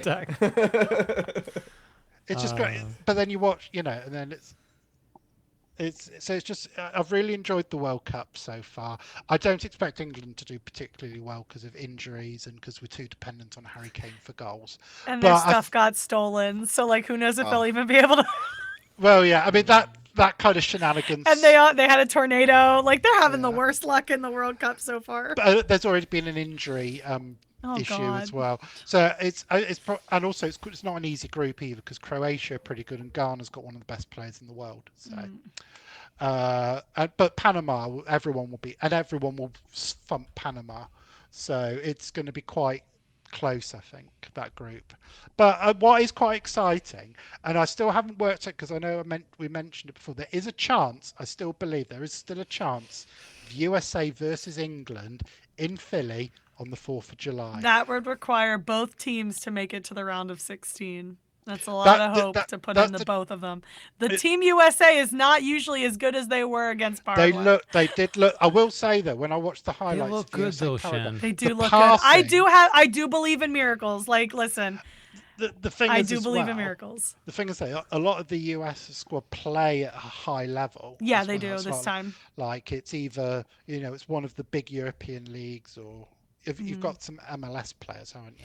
Oh yeah, I mean, well, one of the guy my sister went to school with, who's from my hometown, Austin Yeah. Trusty. He started in the Union 18 under program. He played for the Union. Right now, he plays for Celtics. So like, you know, Yeah, well, that's good. yeah. So I mean, I will say, I was impressed looking. I was quite impressed with Sweden. Sweden are one of those. Sweden looked great. Yeah. Sweden are one of those that have always every few years just decide to reach the semi-finals. You know, and they look really good. So I'm very excited to see what happens in the World Cup. It feels a bit like the 2002 World Cup where anything was possible because anyone could have won that. I still think Turkey were the best team that year. There's my hot take from 24 years ago. They should have beat Germany in the semi-final, but anyway. But then England should have beat Brazil in the quarters. There's controversial. Anyway, that is me done. Thank you very much. Good night. No, yeah, I do Sounds believe great, in Jazzy. miracles. Our coach is inspired by the movie Miracle, and they kept saying at the end of that match, "Do you believe in miracles?" And I was like, I don't know. I might be starting to. I'm just so used to our women's team is usually excellent, and the men's team is usually disappointing. Well, So average at best, I'm yeah. willing to believe in miracles though. Like they looked great. They looked really good. They look really solid. Yeah. Tournament football is very different than It is, yeah. And this is the first time there's an extra round. Yep. And there's The a lot first of time really there's an interesting extra round. teams. No European. Actually, it's not no European team. Only one European team has ever won the World Cup outside of Europe, and that is Germany in Brazil. So hey, we shall see. Yep. I mean, the one of the favorites to win couldn't even score a goal on Cabo Verde. So like anything can happen, man. Yep. So we'll see how things go. Yeah. Before we get to my section, Ocarina of Time or Twilight Princess, Jazzy? No, because Twilight Princess is underrated as hell. It got a remake first, to be fair. Yeah, but a proper A shitty one. remake. Well, yeah. Like That's a the only one proper- That's the only one I've. Yeah. I live in Yeah. hope that this Ocarina of Time remake will be the start of a remake trilogy, which will have I- Majora's Mask. And I then agree. You'll need to pick Twilight one of the two Princess. that I selected, however. I think because it deserves a second chance, Twilight Princess. Kenneth. Ocarina of Time for me. Shan? I mean, I haven't finished either. I've only played my brother wouldn't let me play the Wii version of Twilight Princess until he wasn't around because like it was his Wii. And you know how siblings, we're 2 years apart. You know how that gets. So I've played a good chunk of it and I was enjoying it. I started Ocarina of Time. I haven't gotten very far and I was still kind of enjoying it. Obviously it's a little bit different learning curve because it wasn't like a game that was made for kids who are playing games right now. So I always have a learning curve with older games. But I was also enjoying that. But because I got further in Twilight Princess, I have to go with the Twilight Princess Wii remake because that's all I can do. I have to be fair. You know what I mean? And Sounds I great like, to me. yeah, that seems fair. I also agree. Twilight Princess, 3-1 wins. Excellent. Glad to hear Midna it. is so much Tell us in the fun. comments. Wolf Link is fun. I like being a wolf. Tell us in the comments which you prefer, Twilight Princess Yeah, or but you know they'll Ocarina of just Time. all say Wind Waker. Oh man. Oh man. There's also Breath of the Wild. There's all sorts of other games, yes. Yeah. Cool. For me, I finished Saros, which was fun. Ooh. Yeah. The last boss is irritating. I also had some weird input laggy issues with the PS5. Oh. Oh. Which really made certain sections of the game. I don't know whether it was a frame rate related thing or whether it was PS5 Pro related thing or what, but I literally banged my head against the wall on the final boss like 3 or 4 hours, and then I restarted my PS5 and beat them literally almost instantly after that. So I don't know what the deal was. Maybe I just I needed the mental reset rather than the hardware reset. But finished the game, got the secret ending, et cetera, et cetera. And then haven't played much else. To be honest, I need to try and play some stuff, or trying to figure out what I'm going to play next. I think I'm going to play some indies for a bit, actually. Indiana Jones. Oh yeah, just play Uh, Indiana Jones: The Great Circle. No, Wow. don't think so. No, Just no. No. So I might go back, and I noticed that Solasta 2 got a big patch. So I might go back and play a little bit of that early access. And probably I'll end up playing some Witchspire, I think. So I do want to play. It looks very cute. Yeah, so I'm gonna try and play some indie games here over the next little bit. And then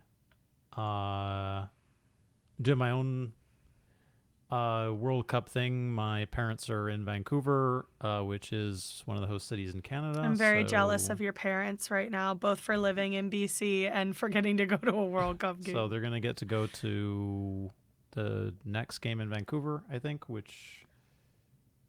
or maybe it's the following game, because the next game I think is the Canada game.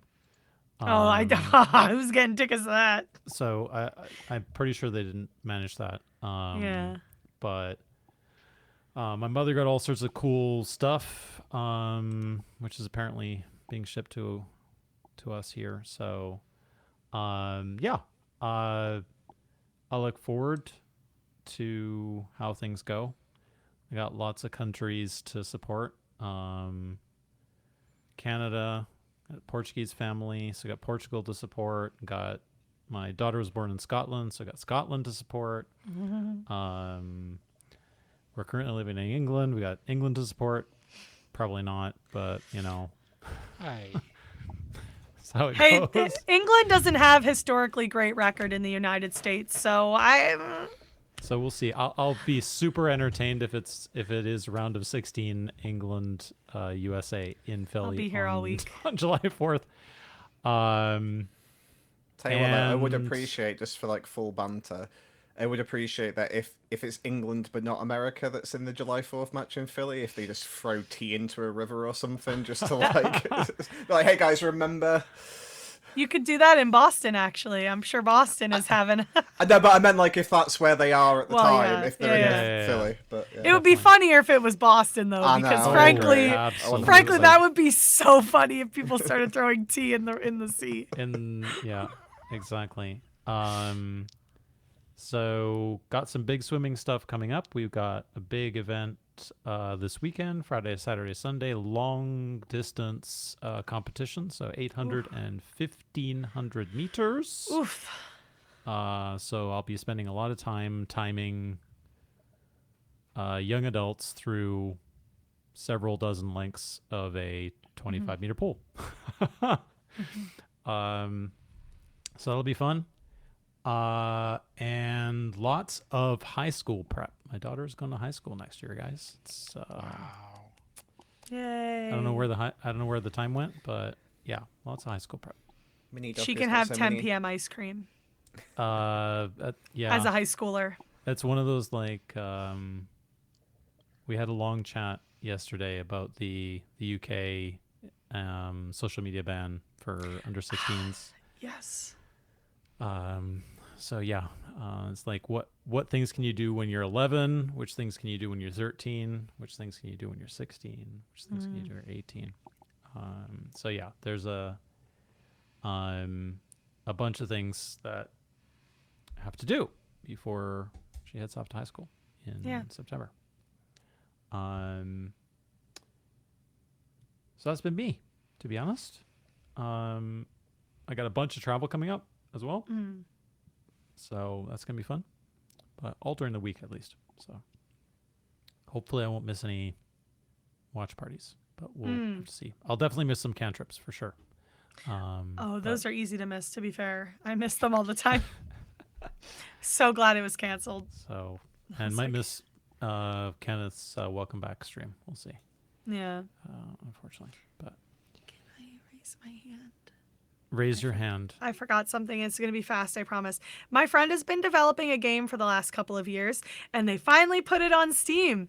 And I think he said socials too. I never found the socials. I only found it on Steam because I wishlisted it immediately. Tell us the name of the game, Shan. Called Fox, spelled Foques, and you play as a little fox called Kari. And it's a like eldritch survival horror. You play as a fox. Yeah. Eldritch Fox. Yeah. I like the He's been sound of working on that. this for a long time. I was really excited when basically it went on Steam the day after Summer Games Fest, I think. Or no, it went on Steam the day before, but they didn't fully set it up. So I wishlisted it as soon as they put it up. And then they put all their socials and stuff out the day after. But this is my friend Joe, who I watch all the stuff with. Like my James Bond watch, my Oscar watch. Like we've been friends for a long time through The Expanse. Like I went to FedCon in Bonn with this guy. He's great. He lives in the UK. He's down by Wales. But yeah, so he's been helping develop this game for a while. I've been kind of watching it for a long time. It looks very fun. It looks very pretty. I like the art style specifically. And I like that I'm going to play as a little fox named Kari. Looks little good. Fox. Looks good. Yeah. I look forward to seeing it as it gets a little closer to either Oh, early for access sure. or release. Yeah. For sure. I think he said there. I don't remember if Very he said cool. something about a demo or something, but I'm sure he'll let me know because I'm sure he'll know I want to play it. Yeah, I would if he's being smart about his release schedules and stuff. Yeah. The demo, probably the next demo, Steam demo day will be coming up in a couple months, and that'd be a good time for sure to release something. Yeah, Cool. it looks very cool and fun. Sweet. All right. Kenneth's back. Yay! All right, let's all get new chairs. Let's all hold hands and get new chairs. I don't want to launch into another digression, Shan, but have you made a chair decision? I have. Yes, no I just answer. I haven't ordered it yet.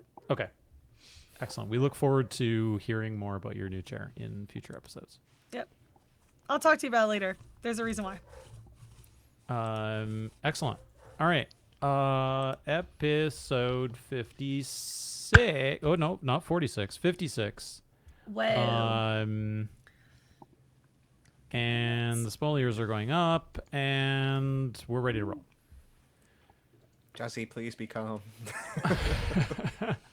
I am Oh my God. always so calm. Let's zip through the previous predictions. No Deck of Many Friends was used. Surprisingly, I'm sure we'll talk about how scared everybody was in the combat. We don't know anything about the father, although lots of discussion around who the father might be and why have been all throughout the community. We clearly thought that the episode was going to go on longer. You can tell by our predictions. We all thought the episode was going to go on longer. Yes. There is no Lorax impression. No, there was no time. Was maybe a moment of peace for Radian. There was. He just did not speak to the trees. He did not. I am sure we will have a discussion about. Actually, I'm going to give you yellow for neither because we have no answer. So you get yellow. I'm sure Everybody we will gets have a yellow. discussion about Radiant Dreams. Cast in detail. spoilers, Yes. possibly. Most definitely. And there I'm was gonna give a definitely yellow combat, burner. and there was kind of no Dolly Box story. Oh. What just happened? Someone's Sorry, been the notes misbehaving went. in the document.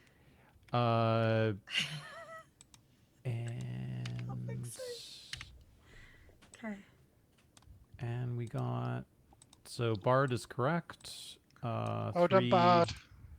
Three Yeah, words. I gave her a green for her prediction as well, even though it's kind of greasy, but I wanted to give it to that's her. okay. That's okay. I gave it to her. I didn't know if you noticed that, but I gave her green. I saw the green and I was like, I'm not Yay. sure I agree, but I'm not gonna argue.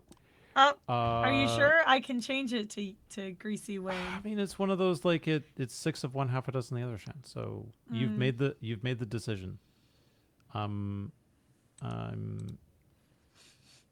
It's not that important. Cool. Before we get into it, how about Ben's shirt, guys? How about It Ben's was shirt? very nice shirt, very fancy. Love the shirt. No pizza stains. No pizza stains. Love the Nope. shirt. No wine stains. Jazzy, do you have a favorite shirt that you have got somewhere with cool patterns That I own. that you own Oh personally? yeah, I've got a green shirt.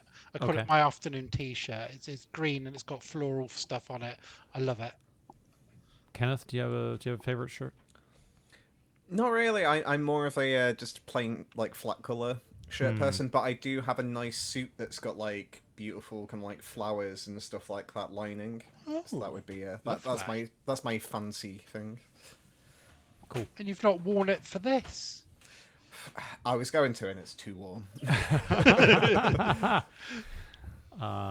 Cool. Yeah, I've got one that I got in Portugal on holiday a few years ago. That's got that is actually quite similar to what Ben had, but it's got short sleeves and got flowers embroidered on it, and flowers and bees embroidered on it. Ooh, bees.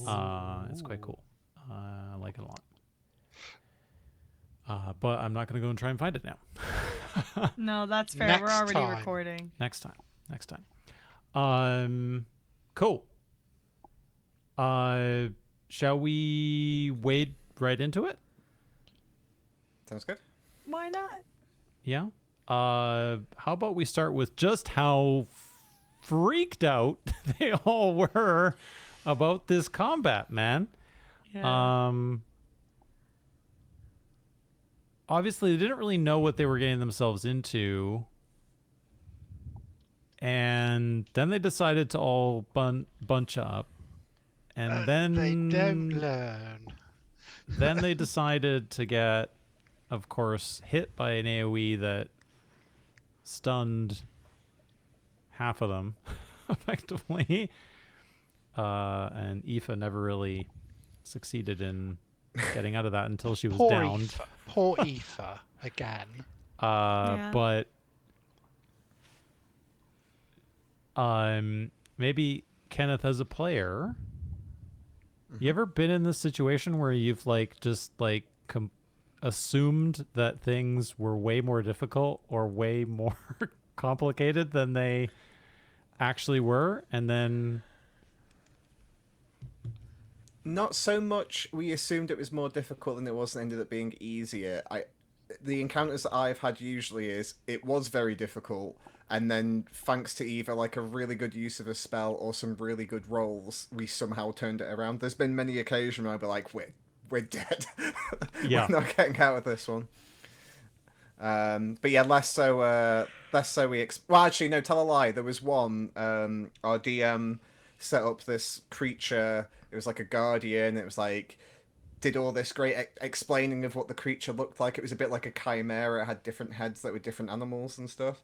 And somehow we just crit on all of our attacks pretty much, and we killed it in 2 rounds. He's like, it didn't get to do any of the cool stuff it could do. So he was very sad about that. Yep. In your time playing them, because this is something that fascinated me about the start of this combat, was literally, and Ben kind of led this, was this almost, all right, time out, let's plan. Let's meta plan what on earth we're going to do and devise a tactic. It's like hitting pause, the pause menu. Have you ever had to do that when playing? Yes. So I'm sure Doc feels the same way about this. This group does not plan or communicate well at all, which always makes me worry a lot more for them. Like they've There's been a couple times when they've been quite close to like a team wipe, but luckily it's never really happened that much. Usually it's just one goes down. But usually, if we know something's coming up, we'll plan ahead of time. Which I know a lot of the time, like they get into combat without realizing combat's coming. But like stuff like, for example, Radiant can use like a mage armor because it lasts 8 hours. So if you know you're probably going to go into a combat, it's good to like kind of pre-plan that stuff. But yeah, we make use. Our DM lets us make use of. You have 6 seconds because that's how long a round lasts. So if you need to tell people stuff, as long as you can say it in the 6 seconds, you can do some planning around that. So we'll say, "Hey, can you guys move back? I'm going to be using an AOE to try and kind of strategize around that." And this table just doesn't really do that. To be fair, Doug did do it. He on the in the Witchspire one, he asked if anybody was within 10 feet because he wanted to use a spell that had like an AoE, but it's generally something this party doesn't do. So I was really happy when Ben was like, "Guys, this is very scary. Can we take a second?" And I think the party worries too much that they metagame, and it's not metagaming because It's gaming. Would yeah, you say? like yeah, exactly. It is. It's a difficult topic because it's very charged, I would say, Jazzy. Is I there a have- schism in the community? would you say? Absolutely, there is. Absolutely, there is about how much you're playing the game and how much you're playing your characters playing the game. And I would not even attempt to try and sit on both sides of that. I have played at tables that have both kind of opinions. One opinion where the DM is going to give you a slap if you spent like what Ben did. I don't think would be okay at very many tables, right? Like stepping back and going like, whoa, pause. Let's Hit in the the middle pause of the menu. combat. Let's have 2 minutes of strategizing here, right? I don't know too many tables where that would be okay, or where somebody wouldn't have gone. Actually, no, man. like that's not how this is done, right? I like the fact that he initiated it. I think they probably afterwards off camera would have talked about ways in which they can do that in a more kind of fluid way going forward. Yeah, definitely. So, but there is definitely this kind of thing in the community about how things are communicated. The best version is the one that I've personally experienced, which is the one that Kenneth said, which is that you do have to communicate with your teammates about what you're going to do and why, especially when this group doesn't really set up the battlefield very well, right? It's not known necessarily. I mean, Ben is really funny about this, about not telling his party members what spells he has prepared, right? In fact, he'd like them to be surprised about what spells. It's gonna start to become, it already is. And as they get higher level, you do need to have certain synergies. You have to control the battlefield. You saw the little bit of that in this combat, right? Where you start to have monsters that have multiple attacks per round, monsters that can put effects on your teammates, right? Stun, paralyzed, knock them down, all this kind of stuff, right? Where the monster has more ability to kind of control the battlefield, right? And where the monster has resistances to certain types of damage, right? So in those cases, you gotta kind of communicate about what you're gonna do, right? But it doesn't need to be an essay or a narrative about, oh yeah, I'm doing this because of blah. Nobody cares why, right? Just say, this is what I'm doing, right? Or this is what I'm going to do. I'm setting up this, right? And I think that's quite natural way to play, right? And yeah, they are going to have to learn, I think, some of how to do that as things move forward, for sure. Because, well, obviously this one had lovely minis and a sat. Do you think so? They need to sort of think about how to explain and position themselves when they are theatre of the minding as well, when they don't have those squares physically, so they can, because of situations where you want to be spread apart, so you're not, because of AoE, but other times where you need to maybe physically defend. Well, let's be honest, Dolly. I would say it's personally, it's not just the AoEs, it's the battlefield control, right? Yeah. So, and we had a little bit that in the Witchspire, right? Where Holly's character, you guys will have to excuse me, I cannot remember what Holly's character in Witchspire was called, but where her character casts darkness, right? So you start casting these spells that are designed to, I mean, even I has these with grease and a bunch of other stuff, right?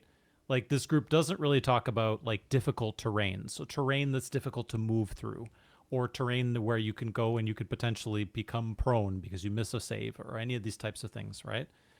It's, you know, Shan will know this from playing Final Fantasy, right? Like part of playing an MMO is control of the monsters and being able to kind of get them to move or do things in an area that you want to do because you want to set up something, right? Yeah.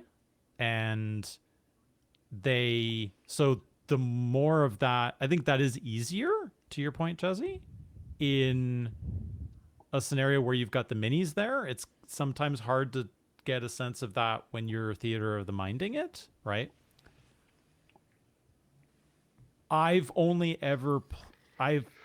never been a guy who really theater of the minds too much. I've probably played 70 to 80% of what I've played either with where you have a grid out and you have just the you know, in the old days we had graph paper and we literally wrote, you know, A, B, C, D on the graph paper, and that's how you move things around, right? And if you needed a new graph paper, then you just ripped the page onto the graph paper, and that was how we did combat, right? You know, that's a long time. Now you got all sorts of tools to help you, whether it's online or whether it's on an iPad or whether it's super exotic, and there's companies that sell books with battlefield maps, and there's people who do all sorts of cool stuff now, right? But that, yeah, all of that, like multiple monsters, battlefield control, all that kind of stuff, this group will have to learn how to do that, right? Because it does also open up more role-playing opportunities, right? Oh, combination attacks that do certain things, and oh, I moved the guy over here and this really cool thing happened because I funneled them down this path, right? It does open up lots of opportunities, I think. Yeah, because I know one thing they do, not super frequently, but does come up every now and again, where they'll use a control spell on somebody that can drop if you hit them, and then somebody the next turn Immediately hit hits them. Yes. And it's like, you know, sometimes it's good just to kind of leave, if one person's unconscious in the corner, just leave them be and then focus on the ones that are still active. Yeah. Definitely. Also, when you get into certain higher level combat, you are going to have things like reactions for counter spell and all sorts of stuff. So certain things, just the flow changes as you move up higher in level. There's just more options, right? So it will be interesting to see how they kind of react to that, right? Because as certainly as the challenge rating of the monsters gets higher, just the more shit they can do, right? The more stuff they'll be able to do per round, the more resistances they will have, the more funny effects, right? Funny effects is one way of putting it. They will have. I did think Holly had an interesting perspective though in the action surge, where she was like, I can understand why people are like, you need to do, because I think Alex made a comment about like, oh, you should be more effective in combat and do this and do that, and Alex wasn't keen on that. But Holly made a good point of like, the potentially, unlike a normal filming schedule, they do like 2 episodes maybe in a weekend, and then it could be like 2 or 3 weeks before they get a chance to record again. So there is like a big gap. So it's like trying to get back into that headspace of what your spells are and everything can be a little tricky sometimes.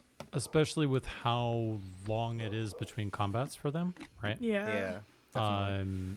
That's definitely true. And if you're not also, I mean, Holly, I think is the only one who's really playing regularly outside of the Yeah. group, right? Yeah. She DMs now as well. Crazy. The more, so that's really your only opportunity, right, to get a feel for some of this stuff, right? So, yeah. I am back to Kenneth's comment about, well, we did one spell that really changed the whole combat. Boy, did we have one spell that really changed the whole combat. Oh yeah, baby. Dug deep there. Let's get out, and we'll just gloss over the fact that maybe he shouldn't have been able to do what he did, but When got is his he hand ever ca- able he to got do the his- things that he does? He got his hank out. he did. Kenneth, which one do we wanna? I think probably the most spicy one, I believe, is Kelness's. I think Kelness's and Dolly's are like the two most interesting. It's the right hand one is the one that's like the difference, and I can kind of talk through him. So are we? Let me just bring this up.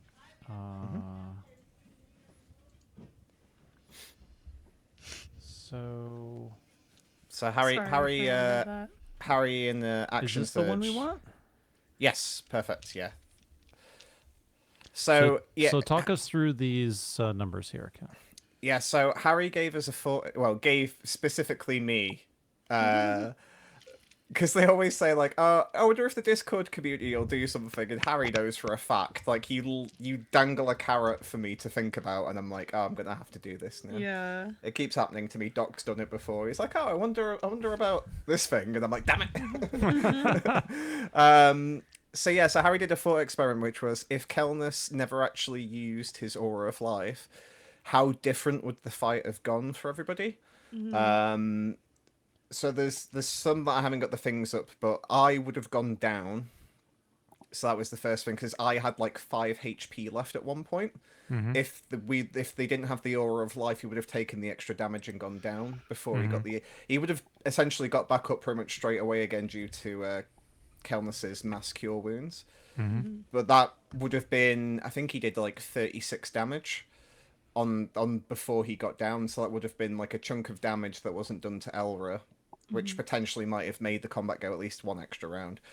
But the scariest thing is the aura of life stopping the hit point deduction, Yes. because this would have affected Elowin quite badly as well. So I've got the I'll quickly go through Elowin's first, and then we'll go through Kel's. So Elowin, Do you want Elowin, me to if get you Elowin's up? oh well, I will go through Kelness's first then, and then we can do Elowin's. So Kelness essentially got the -12. That was before the aura of life came up, and to my knowledge, the aura of life stops the hit point reduction from happening. It doesn't cure the hit point reduction, like if you had any pre-existing ones. Yep. So Kelness was -12 HP throughout that entire fight, which would have put him down to 67, which is not terrible. If Kelness hadn't have had Aura of Life on him, by the end of the fight, he would have been on -50 hit points, which would have meant the maximum HP he could have throughout the entire rest of the fight is 29 HP. So what I'm showing right now on screen is the without Aura of Life, right? Yeah, this is what would have happened without Aura of Life. And instead of, so he would have taken, he took 73 damage with Aura of Life. Without Aura of Life, This is the with Yeah. Aura of Life, right? Yeah. so he took 91 damage if he hadn't had Aura of Life. He took 73 damage with Aura of Life. So he would have taken significantly less damage, and also his hit point maximum was only -12 instead of -50. So for Kelness especially, it really would have messed up his fight. And the same for Elowin as well, because she got hit by one of the like spectral hand attacks.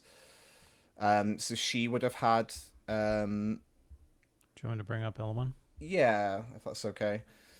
Let me do that. With or without? We'll go without. All right, let's get without.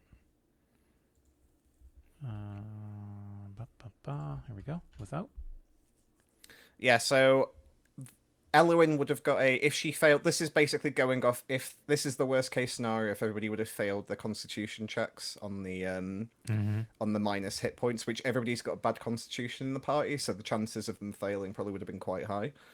Elwyn would have had minus 23 hit points, which would have meant that her maximum HP would have only been 49, which, considering some of the attacks that came through, she would have been down in 2 rounds potentially. Or if there was like a good critical hit, she would have been down completely.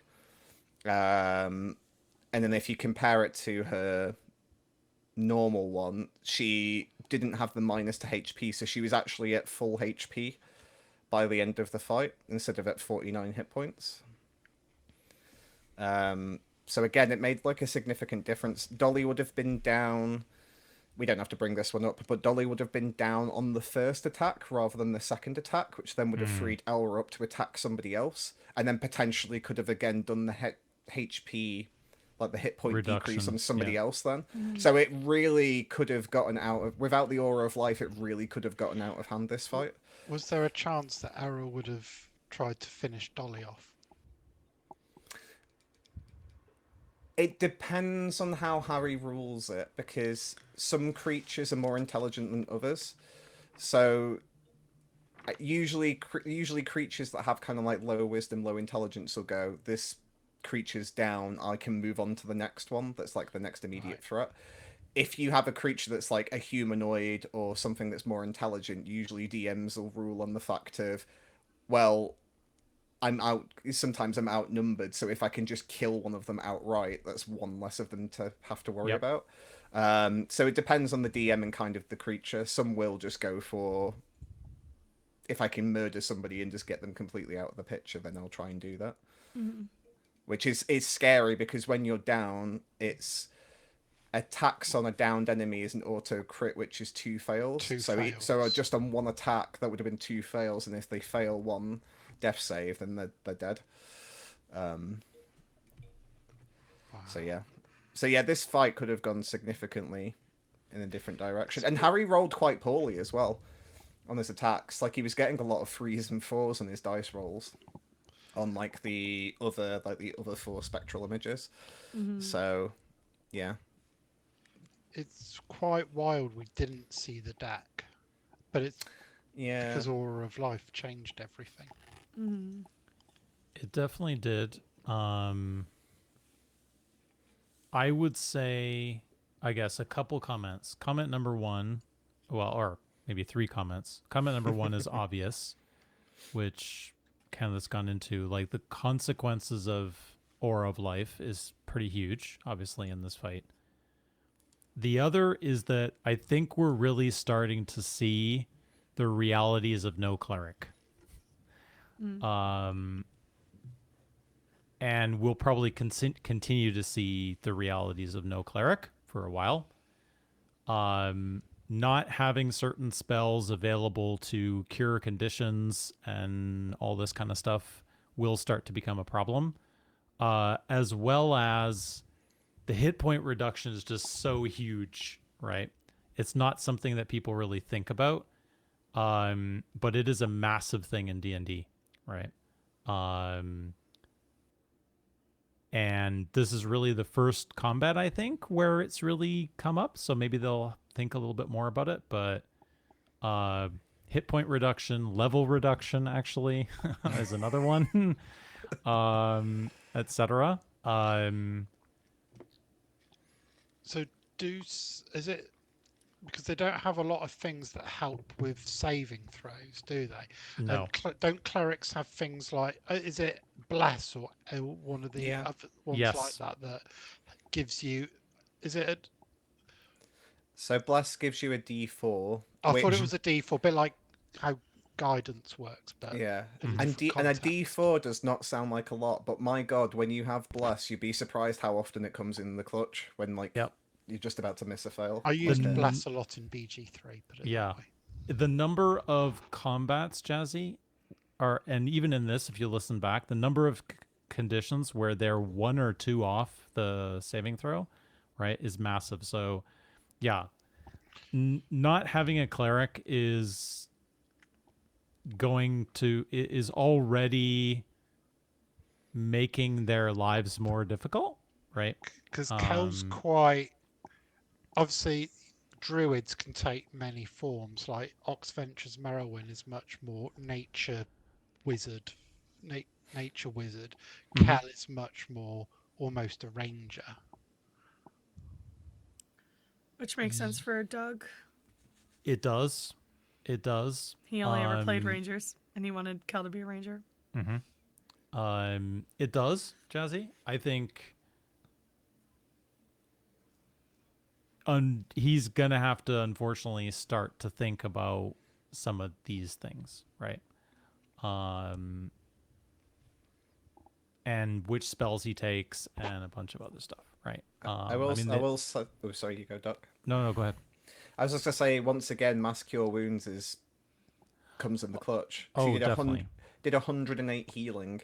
Like, granted, it's only 18 per person, but the fact that you can do, 108 healing in one turn is just like so vital. The fact that you can give multiple people HP at once is because like mass healing word is like, was it 2d4? Oh, I think it might be slightly more now because of the new rules, but it's New like rules, yeah. 2d4 per person. So it's like it's nice to have to top people up a little bit. Healing word in 2024. Let's just have a quick boo here. I think it might be 4d4 now with the. I think it did double. 2d4 plus your spell casting ability modifier. Okay. Yeah. And then 1d4 each for each spell slot level above 3. Right. Yeah. So yeah, but the fact that like Mass Cure Wounds is like, it's already a higher die than Mass Healing Word is, and if you upcast it, which is Doug can't at the minute, unfortunately. But like, yeah, it's just like, that's 2 battles now that have got slightly scary, where like Mass Cure Wounds has really come in handy. Definitely, because it's 5d8, right? Yeah. I don't know why I nodded. I don't know. I went, like I know. I have no idea. I think you've been secretly doing heavy research, Shan. Sure. You have been Why playing not? White Mage recently, so you You really should see my combat notes. They are sparse. I took literally front and back page and like a third, because I don't take a ton of notes during combat, because I just don't follow it as easily as I do the story. I've been pretty open about that, so it was definitely pretty high stakes. This one. I'm glad that they are thinking about strategy going forward a little bit. I'm glad that they are potentially considering how they do certain spells. Maybe we'll get Ben to be a little proactive about some of his defensive spells. I don't know. I can hope. At least he finally started using shield. Shield, yeah. Because I think Ben said that's just because character-wise, like story-wise, like Radiant wants to kind of stay alive a bit more now. But it's nice to finally see him using shield, because there was times where I was like, Radiant, you're so squishy. No. Yeah, you're extra squishy, or you're deliberately squishy, and you don't have to be.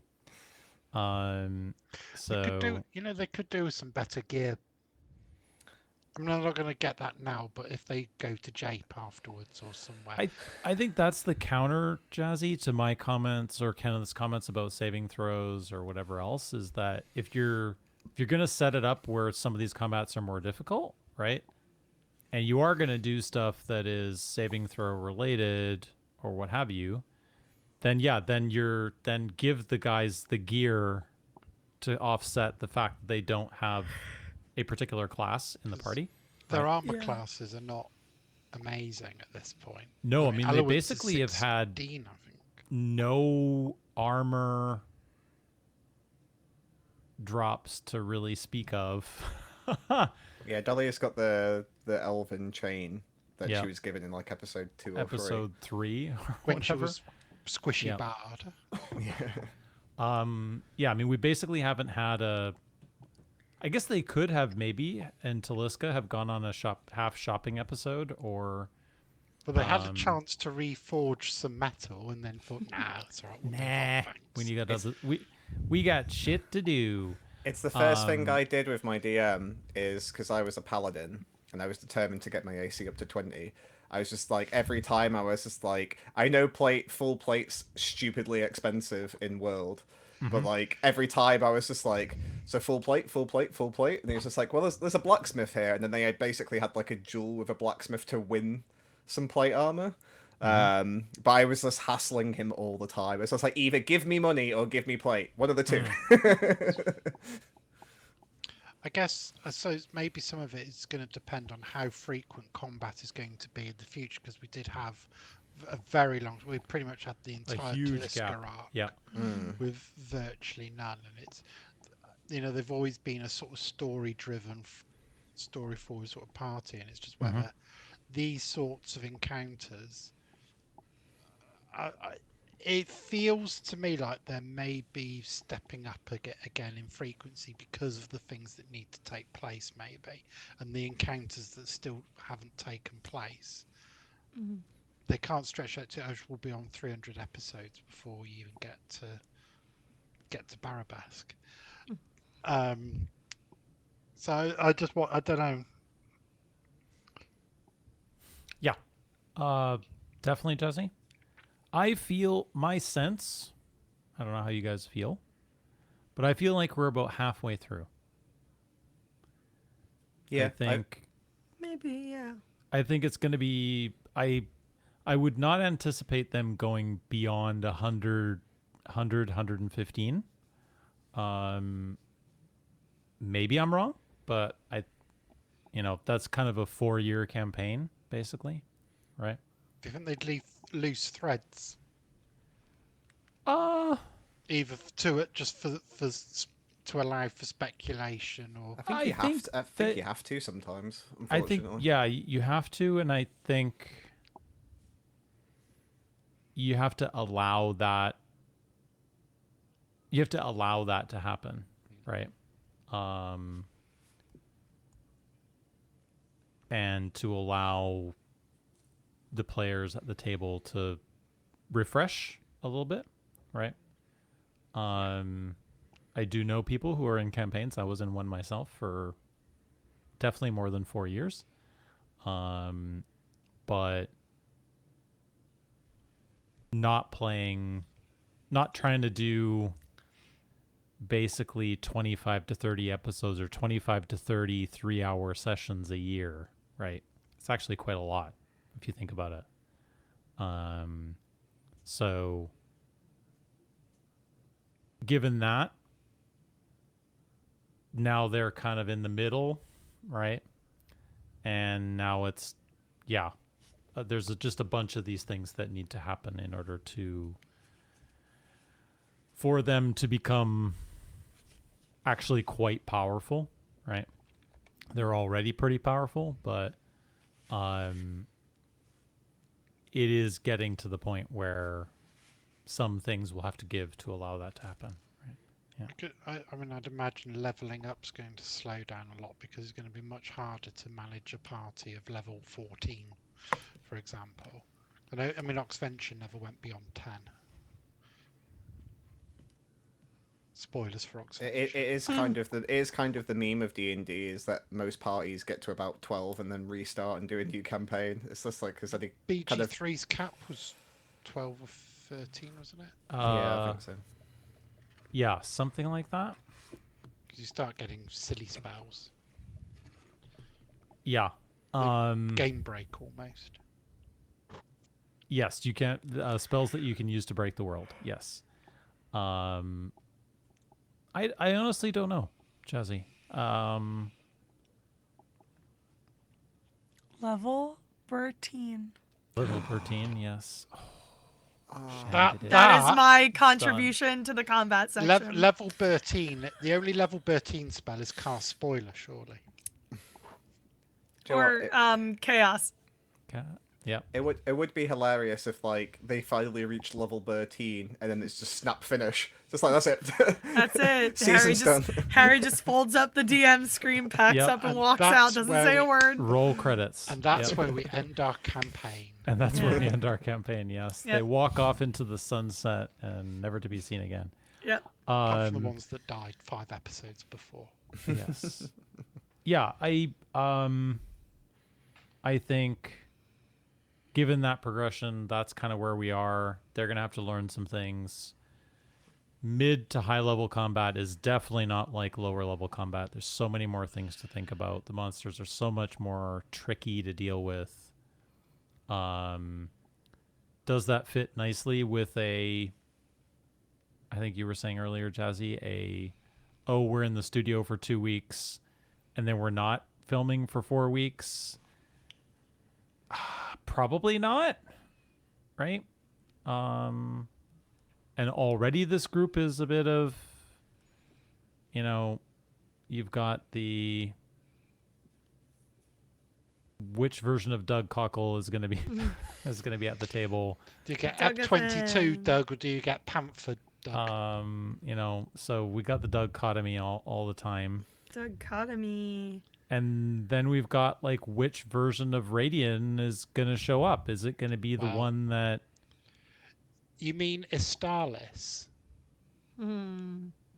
Mayhaps. perhaps like which version is going to show up, right?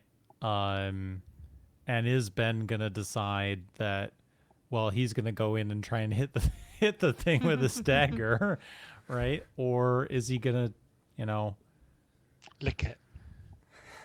I don't Yeah, know that's how how you long. win. Or Just bite lick it. it. Yep, I don't know how long we were sitting there in the watch party going, Ben, please just cast Fireball. Please. Please cast Fireball, Ben. They're both close together. Please cast Fireball, Ben. Please. Gonna nibble them instead. Yeah. Give it a little nibble. Little pack for Patricia. What were Just the names? chew on that one for a minute. He'll chew on whether he wants to cast Oh yeah, we Fireball or didn't not. write down the names. I I did. Go on, Yeah. go on, Shan. Because I wrote the timestamp in case Holly wants it. I Oh, don't think that's she right. will, but Mildred, Fanny, Patricia, and Moya. Yeah. Fun fact, And, that's the order I wrote them to. Yep. I think that's Second- the order he listed them in, actually. Secondary fun fact: this is the second appearance of a Patricia because one of the wolves in episode 1 was called Patricia. Oh my god. He The same reheated thing. nachos. He reheated the nachos. He reheats. I love that. He reheats Two the nachos. characters are Write allowed that to have the down. same name. And Cool. as always, there's never a shot. I'm kidding. There's I never a I Shannon? did make that rant. Was that last time we were all? Yeah, it was last time we were all together. Not all of us, but last time we recorded a podcast, I gave the "There's never a Shannon" rant. And when there is, they're a jerk. I won't say the word that they usually are, because I don't want to get in trouble. Beep. Yeah. Yep. Cool. I don't know that there's much more to say on the combat. We could Minis? probably Minis and Sat, I think. I mean, obviously the minis were great. We already asked Mark. He's busy to come on and talk to us about them. I'm sure he Too will. busy. Don't worry, he was keeping us appraised of the World Cup. He's too busy to join us for the He's podcast. I'm spo- kidding. It I'm literally kidding. popped up as a spoiler during this filming. Yes. Yeah. Not I that gave it- So- one for the listeners. I gave one update because we had peeked at the game before we started, and then for the all the other scores, we were just getting Mark was Mark's sending us all the been scores. giving us the play-by-play. Yes. Spoilers for France v Senegal. But what I did like was the modular nature of the Sat. So when the Somnium did Yeah, its thing, very that cool. Yeah, I was like, Harry would "That's change cool." it. That was so cool. That was cool. Like, It's very cool to be able to adjust the terrain like that. And I hope if they got some more set pieces going destructible forward, environments. that they're able to continue doing that. Yeah. Minis were obviously cool. Hopefully, I don't remember them. Did they bring them out and show them off in any more detail in the Action Surge? No, they didn't, right? No. No. In the actual episode, I thought there was some very good close-ups actually Mhm. of them. The poses of our 4 spectral ladies were just they just got attitude. I thought, Yeah. oh, they're so cool. A little sassy. They're like, Yep. and actually, maybe a little hint at Elra's nature. Definitely. So I mean, some great stuff, obviously, from Mark. Fantastic stuff. Long may it continue. Hopefully, we'll see some new stuff as well. But we can probably leave it there on the combat. Thanks, Kenneth, for doing all the hard work of prepping everything, all the Have you numbers. posted that in the Discord? Yeah, so all of the different stats I've put in the spoiler chat Discord. Nice. So I've got like Directly. yeah. So I've just done the images for each one, and I've done like a little blurb for each one just to explain what the difference is between them. Yeah. I haven't done my official awards season. That'll be a future thing. Probably do that tomorrow. But yeah, when I give away my Ballon d'Or. Canon door. We'll work on the Canon name. We'll work on the name. Look at the name. Yes. Comment below. What should we call this? Call it. The Kenneth Award, yes. Cool. We got lots of detail on Elra, right? Like a lot.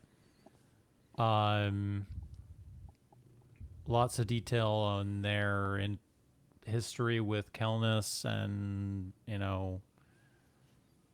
all that kind of stuff, which I thought was really impressive. I don't know that any of us, maybe you guys did, truly appreciated the significance of this particular individual. It's not like Kelnus has been telling everybody about how important this person is, Yeah. but clearly they're pretty important to who he is, right? Clearly a friend in formative times Mhm. as he was building a life within the circle. Yep, Um, definitely. it was like his embrace of the circle was a big part of his, a big part of his life, and then to then witness someone, a big part of that world, to see a friend go through. And I really liked how Aoife kind of responded, because of the parallels with Dolly's own story and her relationship with Somnium mirrored in a way what Kelnus experienced with Elra, and how quite literally she was being consumed by that addiction. I love Harry's reaction to what Aoife said as Dolly, because I don't think Harry. I mean, I feel like Harry should be used to it now because it's just this group's dynamic, but I don't think he expected confrontation in this like moment with Kelnus. But it's when Dolly said about like, oh well, that's not Kelnus's fault. This is all your fault. And I was like, I don't think I said it was his fault, but I could see from like Harry's face, he was like, interesting. And then he brought it back, like she spoke to Kelnus, and then it's the bit at the end. It's like, oh, I'm glad you found some friends who never need any help or need to depend on anybody, which was like a slight at Dolly, which I thought was like a cool little. I liked Elra. Thing. She had a bit of spice. Yes, definitely. Harry Love is this place. surprisingly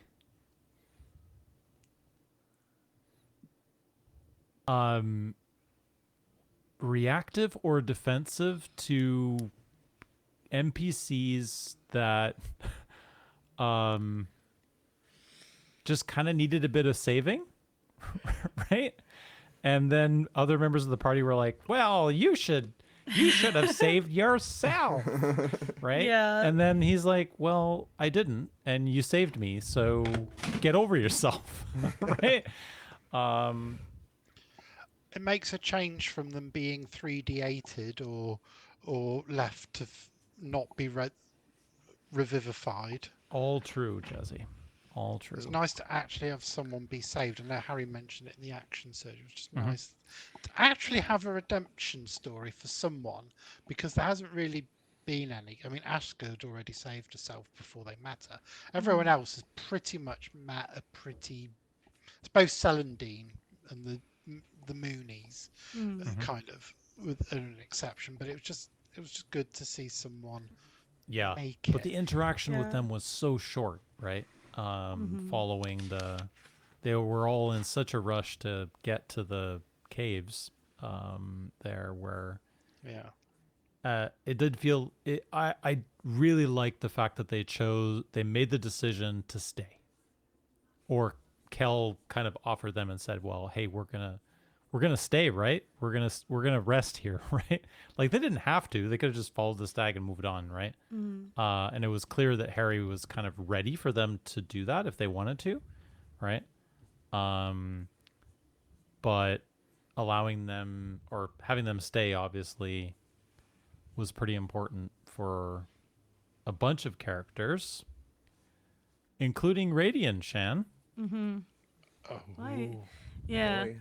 Yeah, we all got kind of excited because we thought we were gonna get some Riz lore, but no, okay, I liked this for like very personal reasons. So as I'm very public about, I have ADHD and I'm probably on the spectrum, and I had a boomer dad who so, like, I had a lot of emotional regulation issues. I would feel things very hard, very fast. And if you give me a minute, I can usually get over it. You know, either I vent it out or I just, like, you know, rant about it, have a little cry. 10 minutes later, I'm good. I have wowed coworkers in stressful situations where I have a little freak out, and 10 minutes later, I'm like, good. And they were like, weren't you? And I'm like, no, I'm fine now. I got over it. Like, it's just, that's how I've always been. And especially like off the meds. So like, it was really hard for me growing up with my boomer dad because why are you crying? Like, you shouldn't be crying. Now I'm going to yell at you because you're crying because you shouldn't be crying. I'm going to make it worse by yelling at you because you shouldn't be crying. Why are you still crying? Just stop crying. Oh my God, grow up. Stop crying. This is ridiculous. You look ridiculous. Go to your room. Like, I'm going to take your Game Boy away. I'm going to do this. I'm going to do that. Rather than, like, just making it feel like you're a mistake or you're making a mistake for feeling a human, especially as a kid. You're a kid, for God's sakes. You're not going to do anything right. Especially like when an emotion feels very strong. And obviously, we don't know what caused it. But like, I've had situations that were like genuinely upsetting. And then I got yelled at for being upset about it. Or like, if I was upset for too long, time to shut up. The Phillies are on. I don't want to hear about this anymore. Like, so it's very frustrating as a kid to want to express an emotion or just be given the space to do so and be treated like you are an annoyance and irritation by the people who are supposed to love and support you, or like the ones who brought you into this world that you look to in those situations, to be treated like, get it out of here, I don't want it. This is ugly, I don't want it. Or even like, I've had times where like I was upset about something and I would be honest about it and then I would get insulted back. Not a fun experience because like obviously some other people have issues with their own emotions, but you don't take it out on your kids because your kids are already trying to figure out their own emotions. Now they think you hate them. And that's not a fun situation to navigate. So it was very nice to see a scene where like there's presumably a child. I wasn't sure. I was like, this seems like a Tuesday to me. Like, because obviously I still like, if I get upset enough about something, I gotta feel it out or I'll lose it. I gotta express it for like at least 5 minutes so I can move past it. But to have like a parent literally be like, no one loves you any less.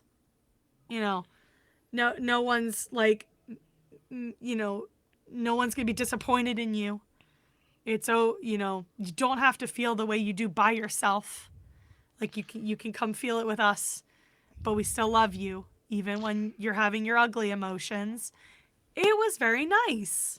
Like I was like, oh, what I wouldn't have given to her hear that when I was 10 years old or something like that, rather than have something taken away or be told like, you know, how stupid it is that I am crying over something that is upsetting for a child to be upset about. And it's like, you know, it was nice. It's nice to see like a parent treat a child like a child and not like a small adult who is an inconvenience because they experience emotion. And it's kind of cool because that's kind of almost like the kind of parenting I would expect out of the Feywild. Where things are probably a little cuckoo, and a little all over the place. Like you're told to experience what you're feeling, you know, A feel little it. more candles and sandals, shall we say? Yeah, like, you know, and it's like it's part of one of those things that I've really like noticed in parents now. Well, not all parents, but like a good chunk of parents from my generation who are now parents kind of doing that kind of thing where it's like, no, you can feel it. We can talk about it. Like, but you know, calm down a little bit first and we can talk about it. It's okay. Rather than like, stop crying. This is stupid.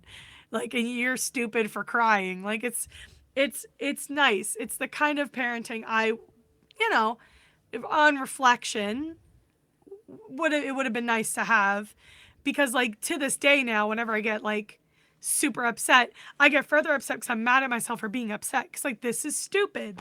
Well, no, dude, it's not. It's an emotion. You have to feel it. The only way to get through it is to let yourself feel it. If you bottle it up, you'll just be British. And I am nothing but not British. So yeah. I'm mentally sipping tea right No, now. I make that joke because there's a really great line in James Bond where I literally like, oh my God, that's so funny. He made like like an offhand comment about repressing what he was feeling. He's like, I'd rather just repress it, thanks. And I was like, the British. But yeah, so like I liked that because like I remember what it's like to be a kid who was always angry and sad alone because it was treated like an inconvenience or an irritation or like something that needs to be kept in private and not expressed with the person who's supposed to teach you how to deal with that. Because my dad was parented by a generation who did that to him.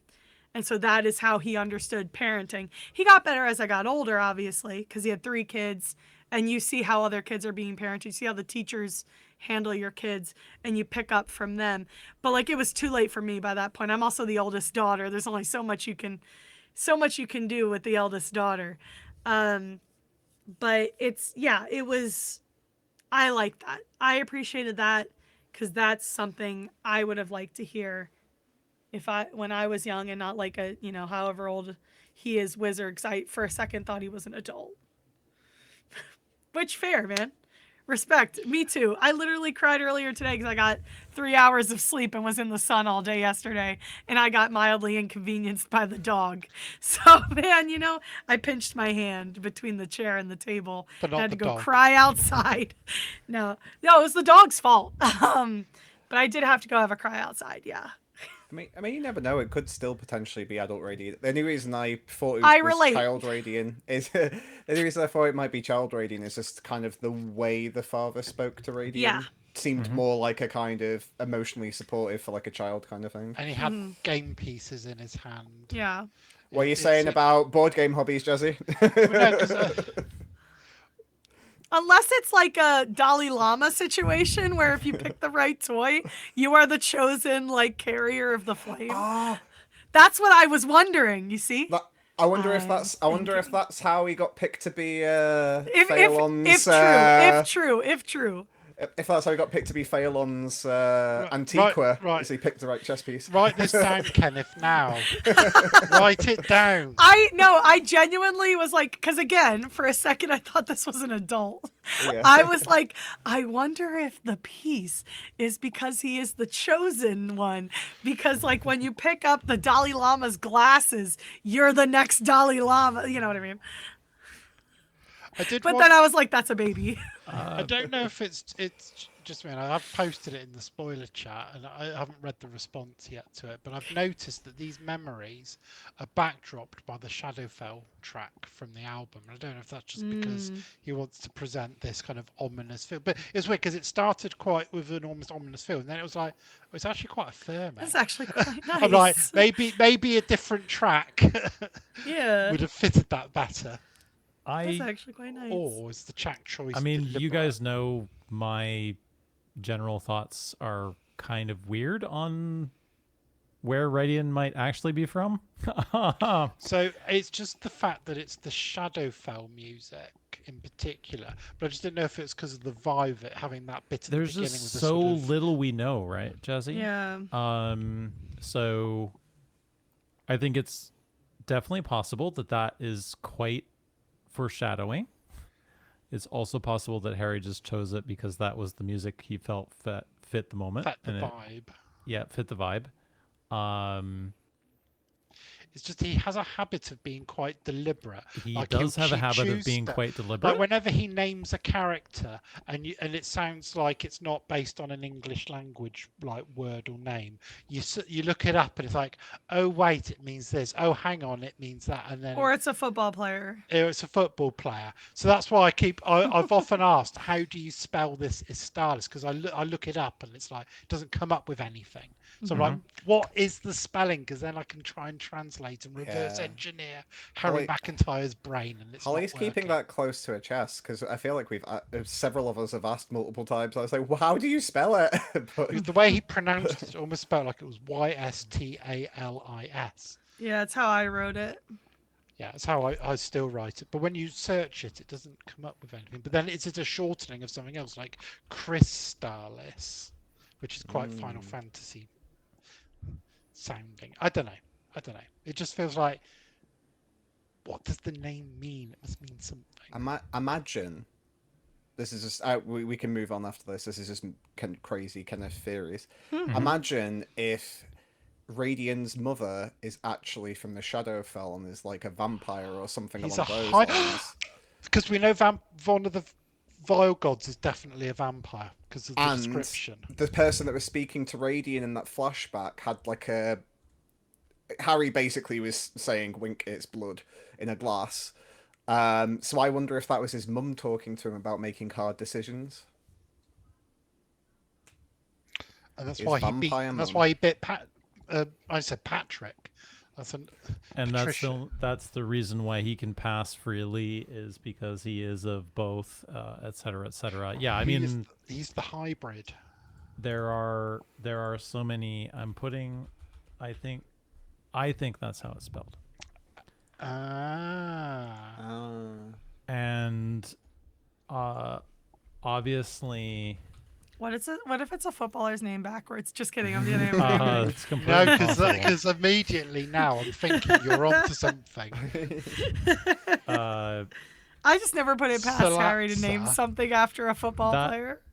Australis, right, has a very specific series of connotations in North European mythology, and Harry has been one recently for picking on Norse, Danish, etc. kind of mythology a little bit.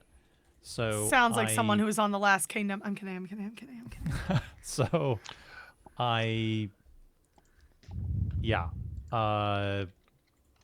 we'll see.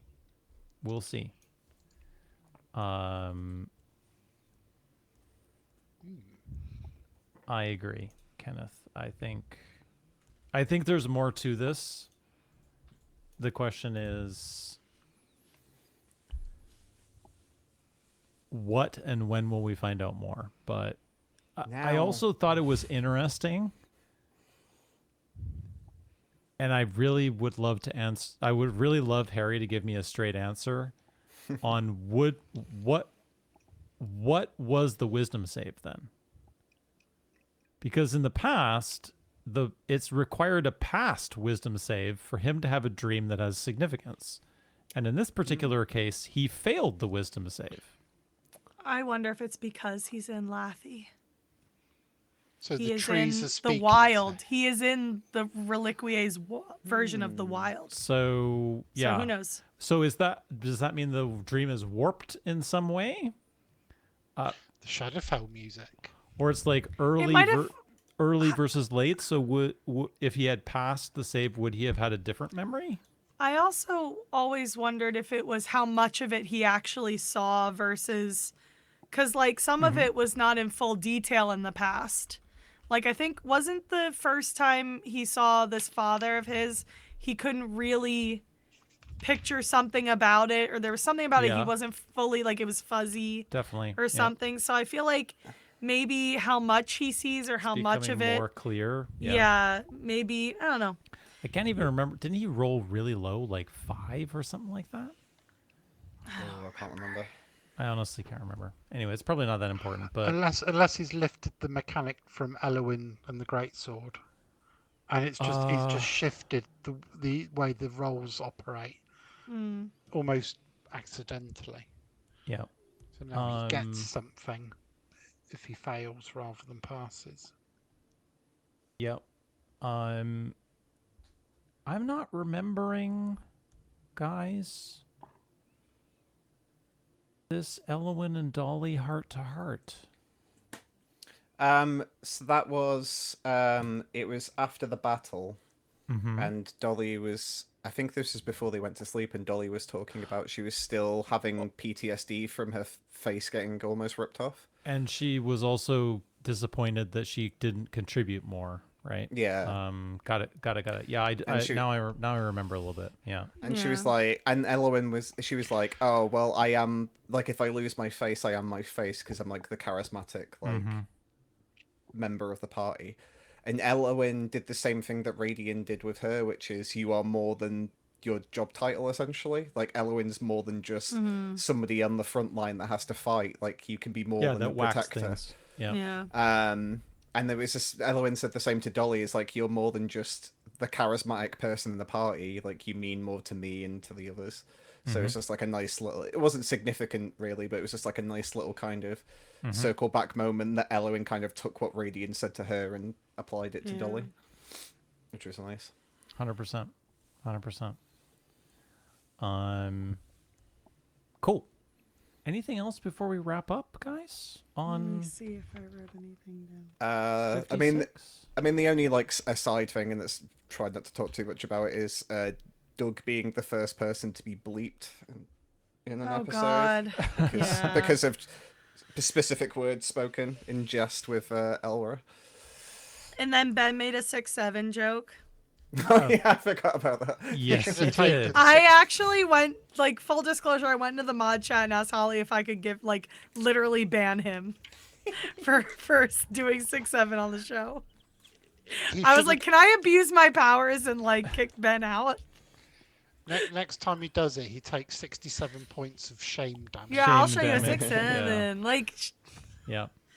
God. We'll have a separate discussion off content about certain words and why they are or are not acceptable in a show where so many unacceptable things are said and done, and yet that particular word is not okay.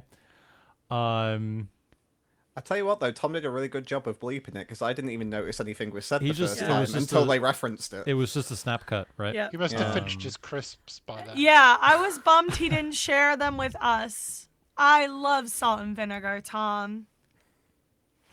Bring Remember them to my that for when house. Shan visits next. Yeah. Cool. Pinsy buyers then? Pincy Byers. Pincy Wait, I was gonna Bias. say I also liked, and I think was it Holly who talked about this action search, liked how when Elra came out of her house, the forest healed, like it was waking up or uncorrupting because she was uncorrupted. Yeah, I liked that a lot. I also like the association here, maybe Shen, with the fact that it is not the fault. It's not the Somnium's fault, right? Like the thing that was broken here and needed to be fixed was not Was Somnium. Elra. Yeah. It And was the individual, yeah. right? Yeah. And like it's just so easy to think to take someone who has those types of problems and go, well, it's the drug's fault. If we just take the drug away, then all these problems get solved, right? No, And it's that's not how actually addiction works. not how it works, right? No. So it was, and having someone in my own life, having someone who in my immediate family who was very damaged by a bunch of things and had all sorts of substance abuse issues throughout their life. The substance is not. It's I mean, is not the problem, right? Yeah, and like, unfortunately, these situations it touches everybody. Like I'm Irish, so like, everyone has a drinking problem they think is a quirk, and I've lost a cousin to the fentanyl, epidemic. Like it's addiction is one of those diseases that's still so maligned. Like you think everyone is of the understanding that addicts need help, more help than just taking it away or having it, be difficult to get access to. We keep thinking that we have progressed as a society enough to recognize that. And then somebody reminds you that perhaps that's not actually true, or it only goes so far as their own personal lives. It's like, no. Everybody needs help. There are so many people who are in the situations they are in or the problems that they have in part because of this disease. And if they got help, perhaps it could get better. Removing them or the drugs from the situation doesn't fix it. They need long-term help and support. And that's like, I mean, the U.S. sees a multitude of issues that usually start with an addiction. And, everyone's like, oh, mental health. It's like, oh, it goes so beyond that. It goes so beyond that. They need support. They need help. And it obviously the mental health part is the start. But it is such a journey. It is a marathon. It is not a race. And I think, it is still so misunderstood and it's so hard. And it's nice to see that they could help Elra start that journey. Literally, first of all, which is, that's how it works in fantasy. I do like that. By literally saving her from this dream that she was having, which I also really like that line. Like, I thought I was dreaming and I'm sorry for what I did if I wasn't. It's nice to see that they were able to save her from that cloud and set her on a path from which she could possibly and probably, based on, the way she seems, recover. We would like to hope. It's nice to see that in fantasy because we can so often not get that in real life. So I appreciated that. I appreciated the honesty on all fronts, to be honest. Like, because you want to be helpful, you want to be supportive, but you do have to start by being honest. And so I do appreciate what Dolly was saying. I do appreciate what Kel was saying. And I do appreciate what Elra would now like to do. Because it all starts with getting them out of it. The idea that it's an easy path and you just snap your fingers and it happens is fundamentally false. Fundamentally false, yeah. It requires multiple things. In the world we live in, it is incredibly difficult. But, Indeed. Yeah. Pinsy Byers then? Pinsy Byers. Or anything else? Whatever that is. Pinsy Byers. I was just going to... Go ahead. No, Kenneth! What? He said it like 6'7". Sorry. I mean, No, Kenneth. Pinsy Go Byers. to your room. Stop! No! Go to your room. I'll be No, honest. I don't want to find out that he finds out you said that, and then I have to hear that now for the rest of my life. So just never put that out there. Do not. I'll be honest, that purely comes from a podcast that I used to listen to, and they basically just eat fast food. And one of the times they went to Taco Cabana, and one of the hosts on the show just kept saying Taco Cabana. And for some reason, I always just have to say stuff like that now. Oh So, my god. so it wasn't even 6-7. It was just that. I don't It want was- it people. was I don't want to you. start a new thing, man. Can't do it. Go ahead, Jazzy. No, I was going to sort of, I suppose, sum up the episode, because for me, episode 56, and I said it before recording as well, given as well, it was under 3 hours episode. Yeah, short. It felt like a very complete episode. You had all the elements of a Natural Six episode still, from the introduction all the way through to Pincy Byers. In that, you had half an episode of combat with minis. There was some real peril. There was some communication. There was miscommunication. There was this moment where Kel used Aura of Life and changed the dynamic of the battle, you know, to pretty much save the day. You then had a second half of the episode where you had these great character moments one-on-one. You had a bit more Radiant lore in a car spoiler moment. So we've got a car spoiler moment in there as well. And at the end of it all, they walk away. Everything's all nice and complete, packaged up neatly, moved on. Lovely new NPC. We've met them. We've said goodbye to them now, left them in a nice, happy place. And now we're off to somewhere new. It's a complete package. And now goodness knows what's going to happen next. But that's what Indeed. predicting's all about. Indeed. Pincy Byers, episode 57. Maybe we make the predictions easy this episode. We will start with how many words there will be in the title. Sorry, I just found on my notes. Tom, it's stuck. I forgot about Tom, it's stuck. That made me laugh. Anyway. Yes. Yes, indeed. How many words in the title, Shannon?